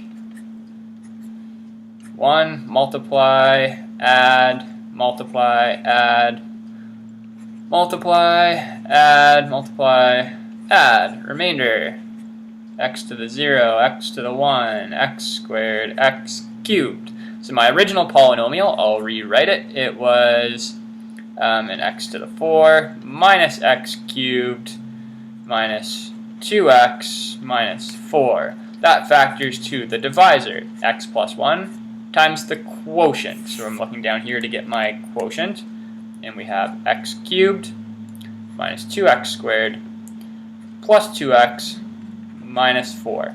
Good, it looks like grouping is going to work for this, so we could factor that further. If I were to take out an x squared from the first two terms, I'd have x minus 2.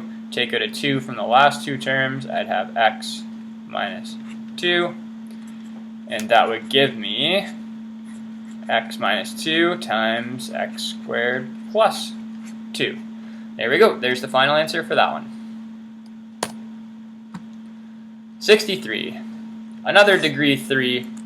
Does grouping work this time? It does, I believe. It's 4 terms. Try grouping first. Don't just go right to synthetic division. So let me take out an x squared from the first two terms, x plus 3. Take out a negative 5 from the last two terms, x plus 3. This gives me x plus 3 times x squared minus 5. There we go, 64. Oh, this is back to like grade 9 difficulty. Okay, it's 3 terms. Let's look between those 3 terms. What could I common factor out? 9 goes into all of the coefficients. They all have factors of r. Take out the one with the smallest exponent, so an r to the 1. They all have s's. Take out the smallest exponent, so s squared. Now let's just divide all 3 of those by what we're common factoring out. First term divided by 9rs squared would be 3r minus the second term divided by 9rs squared would be 2r squared, and the last term would be minus 4s. There we go, that one's done. 65. It's 4 terms. It's kind of a weird looking one, but it is 4 terms. Let's see if factoring by grouping works. From the first 2 terms, I could take out an ay. Now give me y plus 3. From the last 2 terms, I could take out a 4, and it gives me y plus 3. Hey, yeah, grouping did work. Common factor out that common binomial, and I've got it into factored form. 66. Here we go, here's a quadratic. A value is not 1 though. Can we common factor it out? No, so we're going to have to do this one the long way. We'll have to do it by decomposition. Maybe I shouldn't call it the long way. That discourages people from actually doing it that way, and then they look for shortcuts.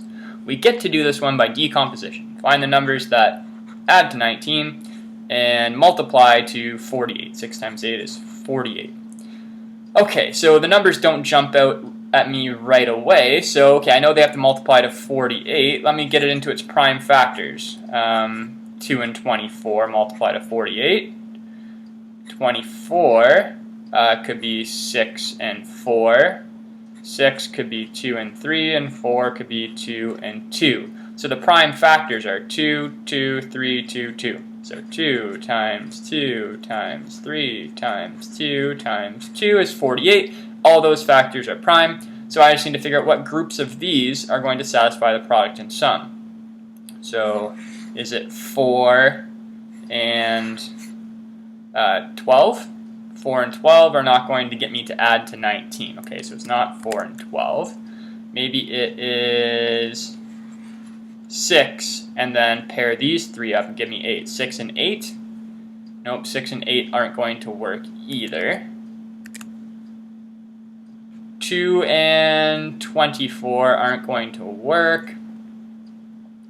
How about 3 and 16? Right, if I pair up all the 2's together, that gives me 2 times 2 times 2 times 2, that's 16, and then the 3. So 16 times 3, yes, 16 times 3 is going to work. So 16 plus 3 is 19, 16 times 3 is 48. So now I can split the middle term into 16y plus 3y. I think those are the numbers that I had to make my factor tree for before as well. For some reason, those factors of 16 and 3 don't stand out to me for 48. But I should remember that now. Okay, 16y plus 3y plus 8. And the more factoring questions you do, the less often you're going to have to try and do this prime factorization to be able to figure out the product and sum. You'll just, hopefully if I see 48 again, I'm just going to remember 16 and 3 are options. Okay, so I split the middle term. Now I can factor by grouping. I can take a 2y out from both of the first two terms. I get 3y plus 8. Just take a 1 out from the last two terms because we see we already have that common binomial of 3y plus 8. Factor out the common binomial and you're left with 2y plus 1. 67. Oh, this is the same difficulty as the last one. We're going to have to do product and sum factoring again, and since the a value is not 1 and it can't be common factored out, we get to do factoring by decomposition again. So I'm looking for a sum of 10 and a product of 3 times 8, so a product of 24. So numbers that work here, 6 and 4. 6 plus 4 is 10, 6 times 4 is 24. So split the middle term into 6m plus 4m. Common factor of the first two terms, take out a 3m, I get m plus 2. Common factor of the last two terms, I get m plus 2 as well. So we can common factor out that m plus 2, and we get 3m plus 4. 68. Another quadratic. 3 terms. Try and do product and sum factoring. The a value cannot be common factored out again, so we'll do it by decomposition. So sum of negative 11, product of 4 times 6, which is 24. Negative 8 and negative 3 are the numbers that work here. So we'll split the middle term into negative 8x minus 3x. And then I'll common factor the first two terms. Common factor from the last two terms. We get that common binomial. And we have it in factored form. This one, it's of the format x squared, xy, y squared. The a value is not 1, so we can try sum and product factoring it, but we'll have to do it by decomposition. So I'd be looking for numbers that add to 7 and multiply to 3 times 2, which is 6. 6 and 1 work, so we'll split our middle term, 3x squared plus 6xy plus 1xy plus 2y squared. Common factor from the first two terms, I can take out a 3x and get x plus 2y. And from the last two terms, I can just take out a y, and I'm left with x plus 2y. We have a common binomial, common factor it out, and I get 3x plus y as my second factor. 70. This one, another quadratic. This is just like the last few, so we're doing a bunch of these in a row here. Now, I can't common factor out 10, but I do notice all 3 terms are even, so why don't we just take out a 2 from all 3 terms? Make the numbers a little smaller to work with. I'm writing x, it's an r. And now I want to factor this quadratic. So I'd be looking for the numbers that add to negative 11 and multiply to 10. That would be negative 10 and negative 1. So I can split the middle term into negative 10r minus 1r. Common factor the first two terms. Take a 5r out from the first two terms, and I get r minus 2. Take a 1 out from the last two, negative 1 out from the last two terms. Always a negative when the first term is a negative. And I get r minus 2. Oh, forgot to write the r. And I have 2 times r minus 2, that's the common binomial. Take that out, and we're left with 5r minus 1. 71. Oh, good, a quadratic where the a value is 1. So I can just find the numbers that have a product of negative 42 and a sum of 1, and then I can just write the factors. So the numbers that are going to work for this are 7 and negative 6. So x plus 7, x minus 6. Those multiply to negative 42 and add to 1. This one, another quadratic. A is not 1, but it can be common factored out. Let's take out that 5. Z squared plus 8z plus 12. So now let's just find numbers that have a product of 12, a sum of 8, that's 2 and 6. So this factors to z plus 2, z plus 6. 73. Okay, this one's a degree 3. It's 4 terms though, so we should try grouping. Grouping won't work. Okay, we're going to have to do a test for zeros, and remember, the integers that could make this be 0 are factors of the constant term, so plus or minus 1, 2, 4, or 8. So what I'm going to have to do for this, let's do a test. Let's check, does 1 work for... no, 1 doesn't work. Let's try negative 1. I'll just write it out quickly for us here.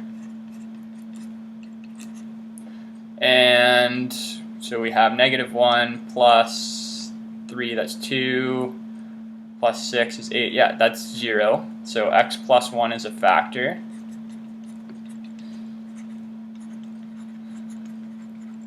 And we can do our synthetic division. So the 0 of the divisor, the coefficients of the dividend, 1, 3, negative 6, negative 8. And then do the synthetic. I can do that pretty quickly for you here.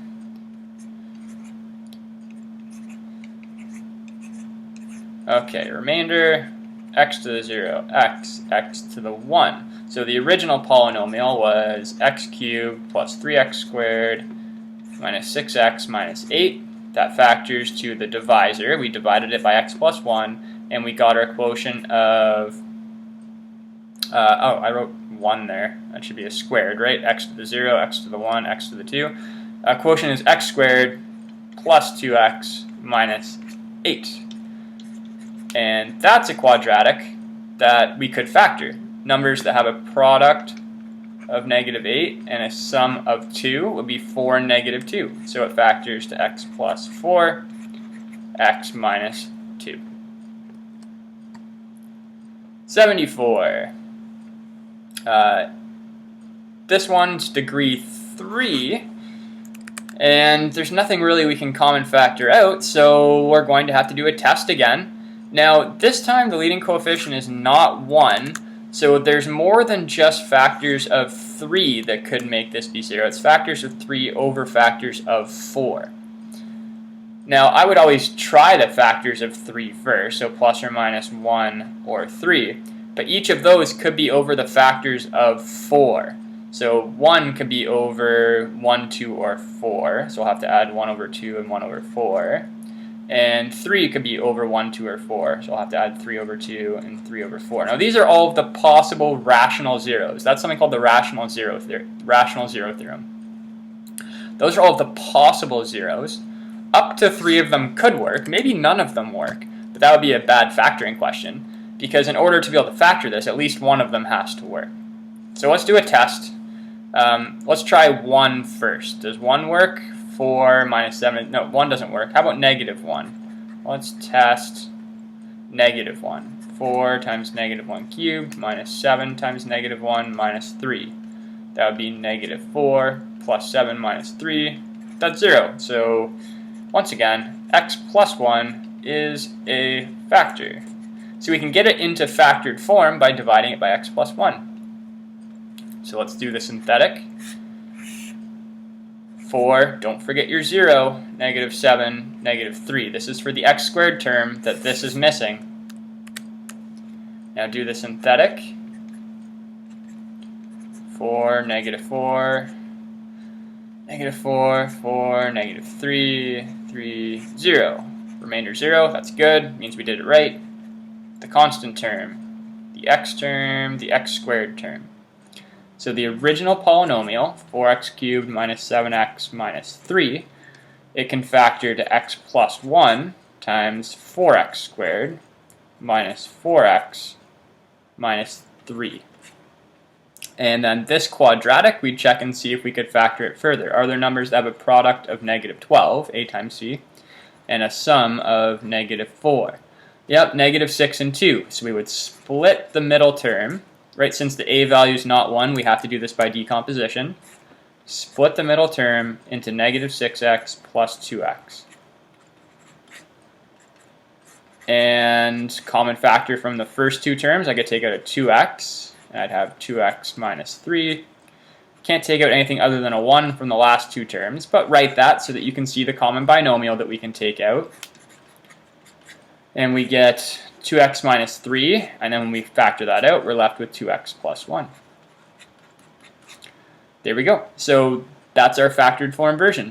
Notice negative 1, 3 over 2, or negative 1 over 2, all would have made the original be 0.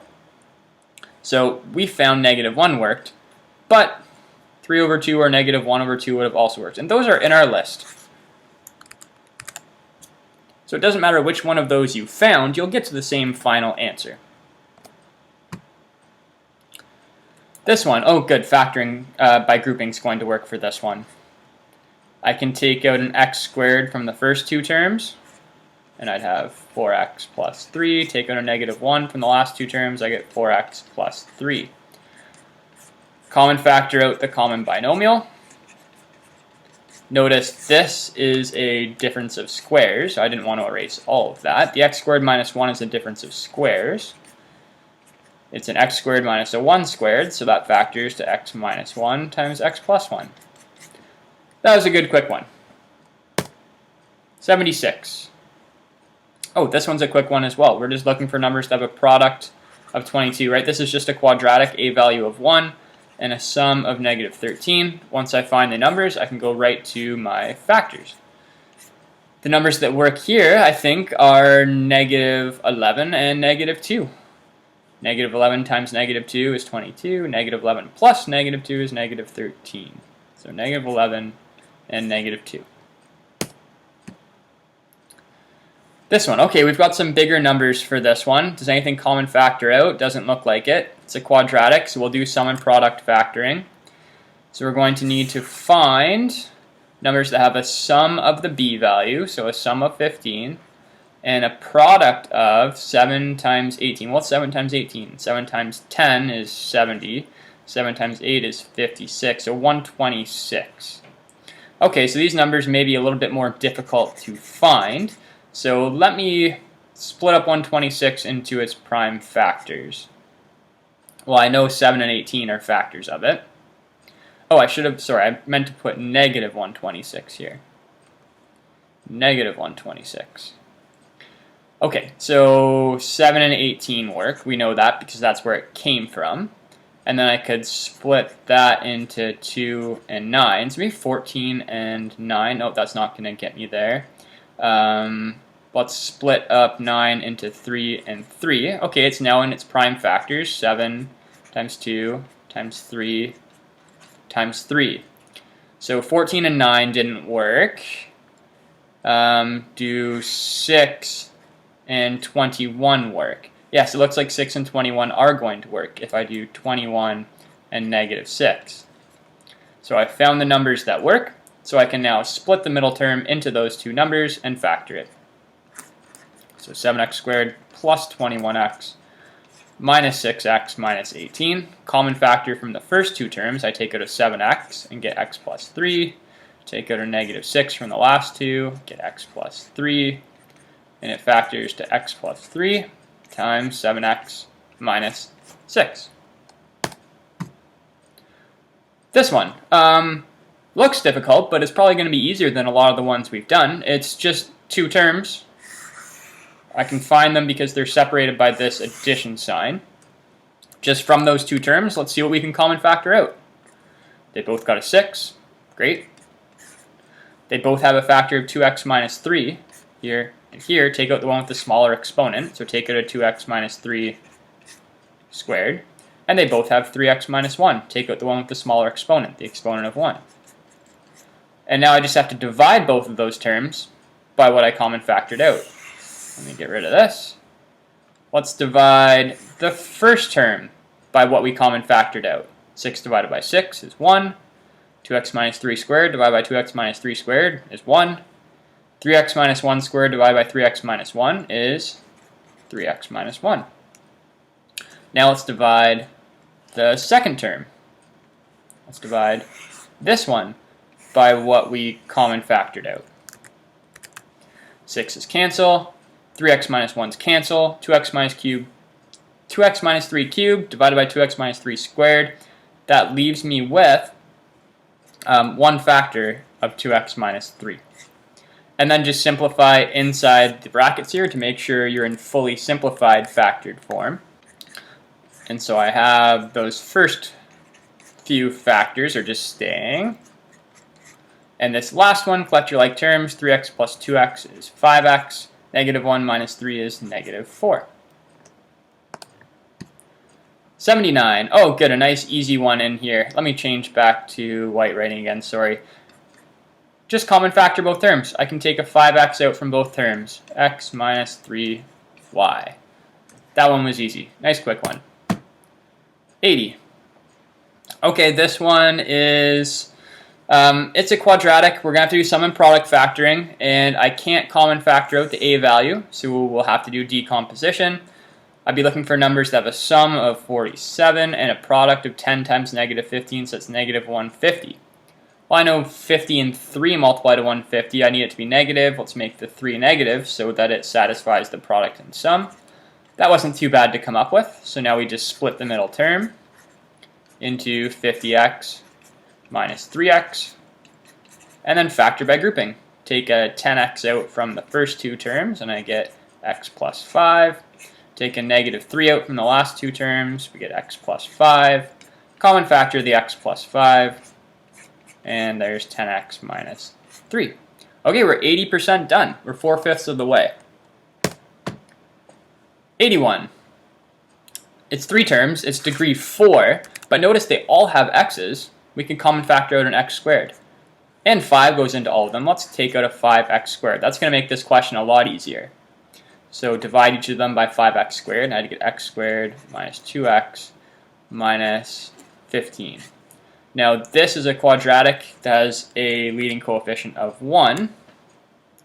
Didn't mean to erase all of that. So I just need to find numbers that have a product of negative 15 and a sum of negative 2. Once I find those numbers, I can get that quadratic right into its factored form.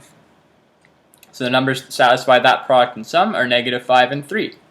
So this would go to x minus 5, x plus 3. Oh, I didn't need that extra bracket. 82. Quadratic, leading coefficient 1. I just need to satisfy the product and sum. Product of negative 34, sum of negative 15.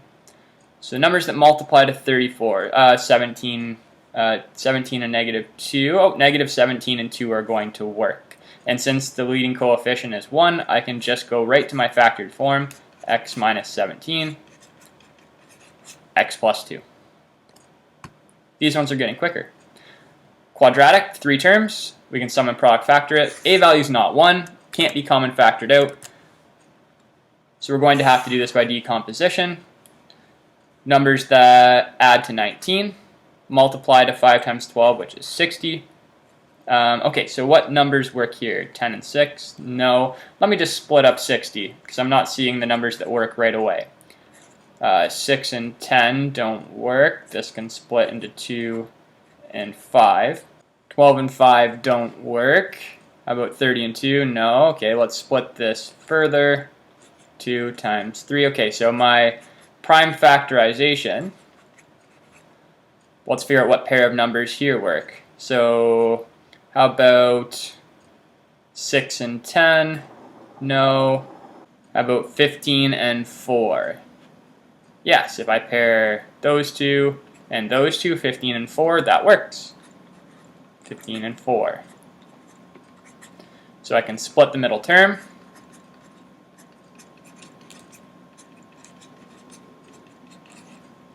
Factor by grouping. Take a 5x out from the first two terms. Take a 4 out from the last two terms. And I get x plus 3 times 5x plus 4. 84. This one, I'd be looking for, okay, once again, quadratic, 3 terms. Can't common factor out the 6. We'll have to do this by decomposition. Let's find the numbers that satisfy the product and sum. Sum of 5, product of negative 36. 9 and negative 4, I believe, work. So 9 and negative 4. Let's split the middle term into 9x minus 4x.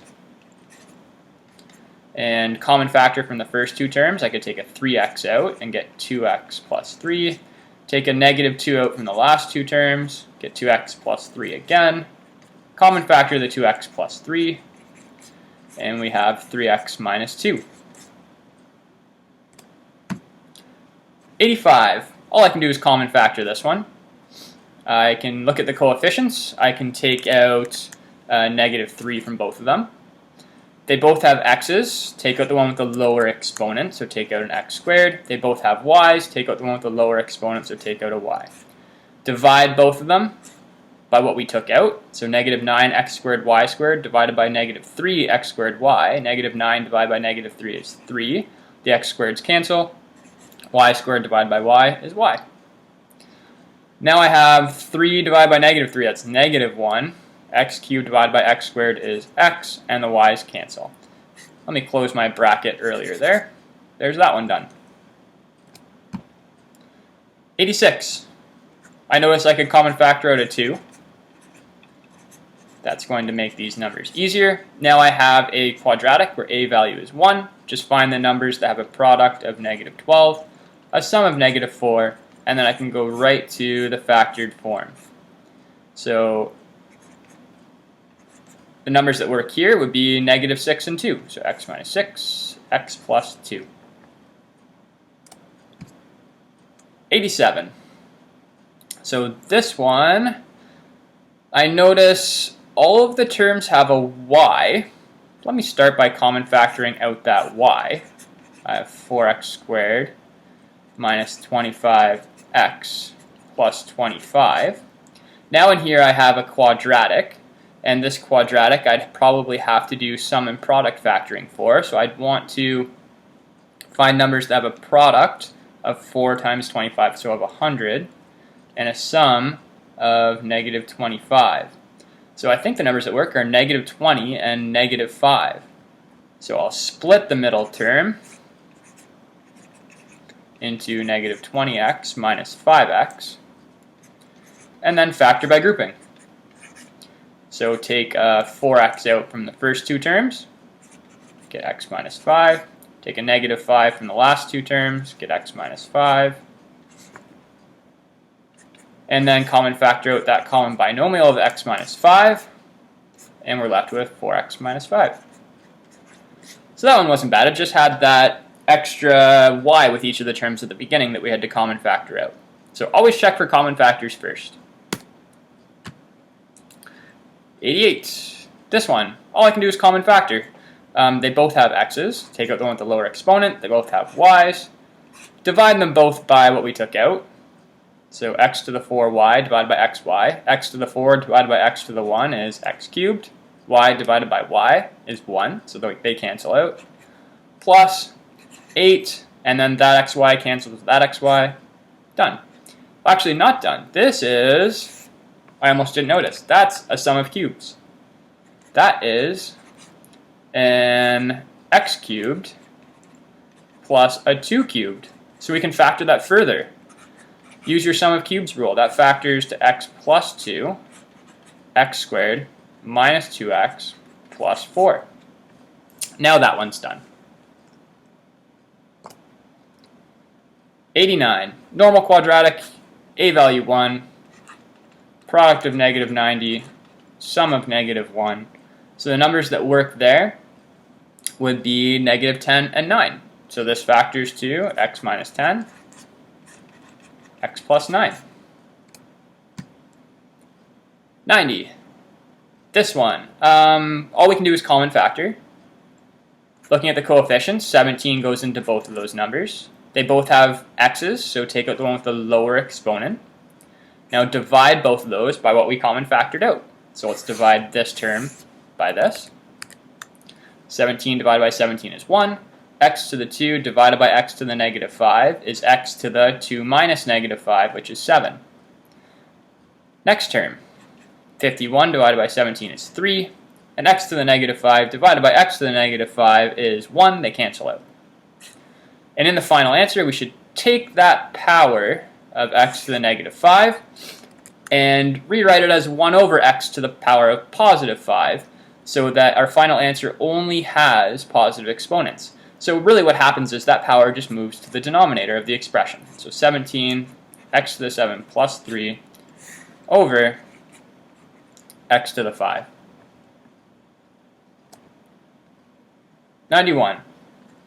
Normal old difference of squares. X squared minus 10 squared. X minus 10, x plus 10. 92. Hey, this is a perfect square trinomial. The numbers that multiply to 100 and have a sum of negative 20 are negative 10 and negative 10. So this goes to x minus 10 times x minus 10, which is x minus 10 squared. 93. Okay, this one's not bad either. Product of negative 77, sum of 4. The numbers that work there, I think, are 11 and negative 7. So this factors to x plus 11, x minus 7. We're on the home stretch. 94. Quadratic A is not 1, and it can't be common factored out, so we'll have to do decomposition. Product of negative 6, 2 times negative 3, and a sum of negative 5.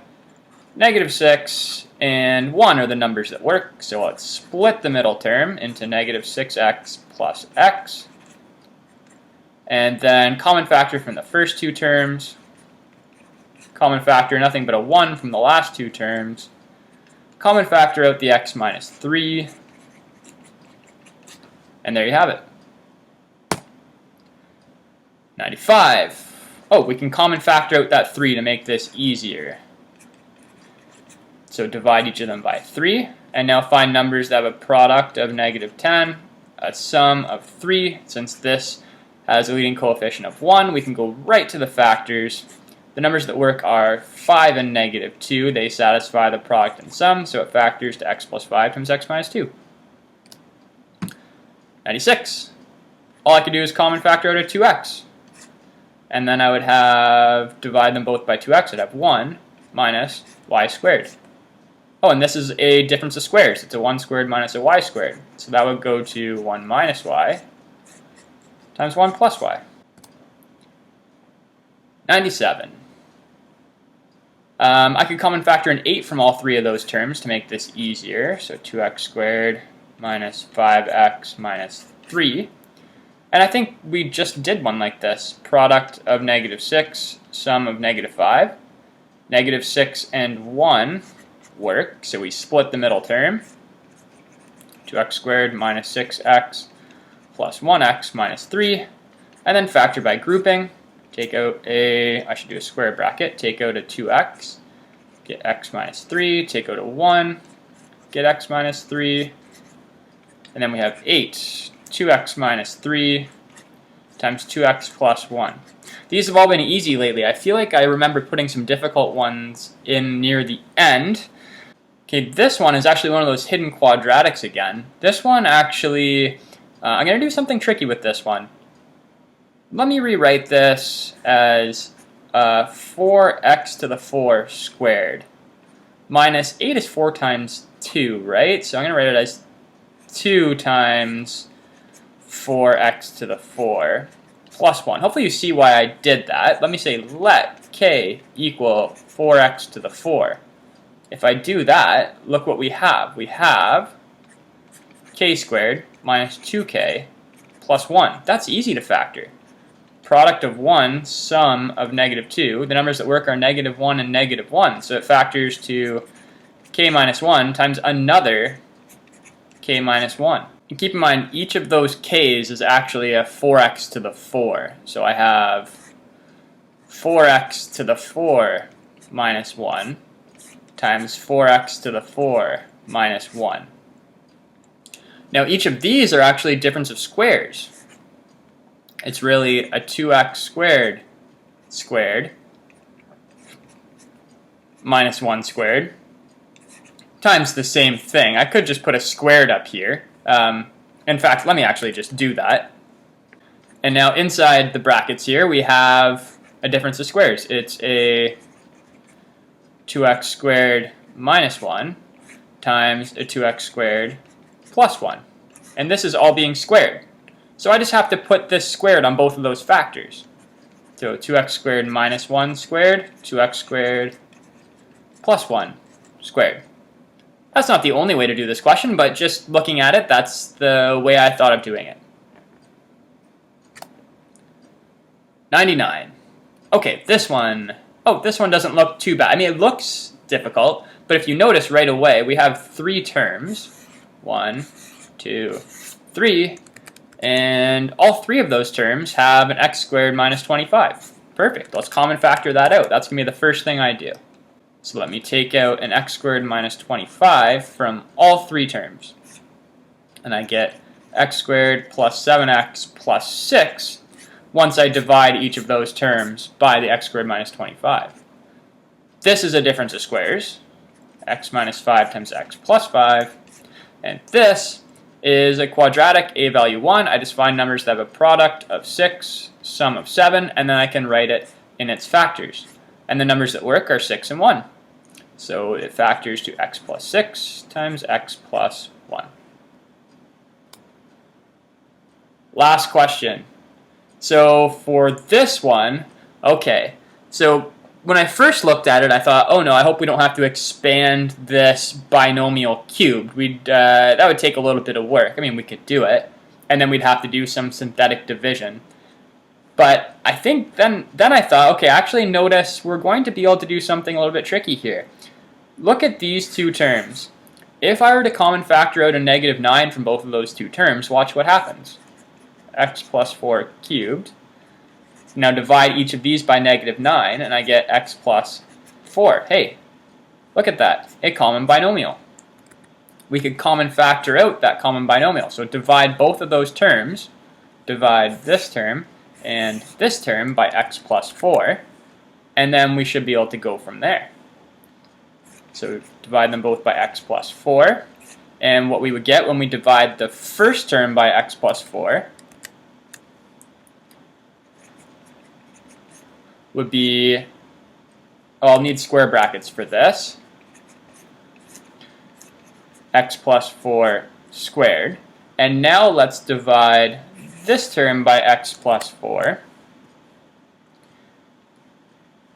So that minus 9 is going to stay, and the x plus 4 divided by x plus 4 is 1, so they cancel out. So what I have here, I have x plus 4, and then in the brackets here, let me simplify this. X plus 4 squared, x plus 4 squared, remember, means x plus 4 times x plus 4, so that would give me x squared plus 8x plus 16. I can't tell you how many people forget that middle term in there. People think they can just put the squared on the x and the 4, but that is not a rule. The plus sign should stop you from doing that. You actually have to FOIL out x plus 4 times x plus 4 and get that trinomial. And there's a minus 9. And now I can collect. In the brackets here, 16 minus 9 is 7. So I have x squared plus 8x plus 7. And hey, actually this quadratic factors. What numbers multiply to 7 and add to 8? Product of 7, sum of 8. The numbers that work are 7 and 1. So since the leading coefficient is 1, I can go right to the factored form. It goes to x plus 7 times x plus 1. There we go. There's the factored form version. So that's all 100. If you took the time to watch the video, I think you'll definitely have improved your understanding. And also make sure go to the link in the description if you haven't already, and you can get a blank copy of this and you can try these on your own. It would be great, even if you've already watched it, to try the questions from the beginning again. If you watched all the way to the end, make sure hit the like button. Make sure subscribe to the channel, because I have videos on every topic you'll need for high school math. And hopefully you're better at factoring now. See you guys later.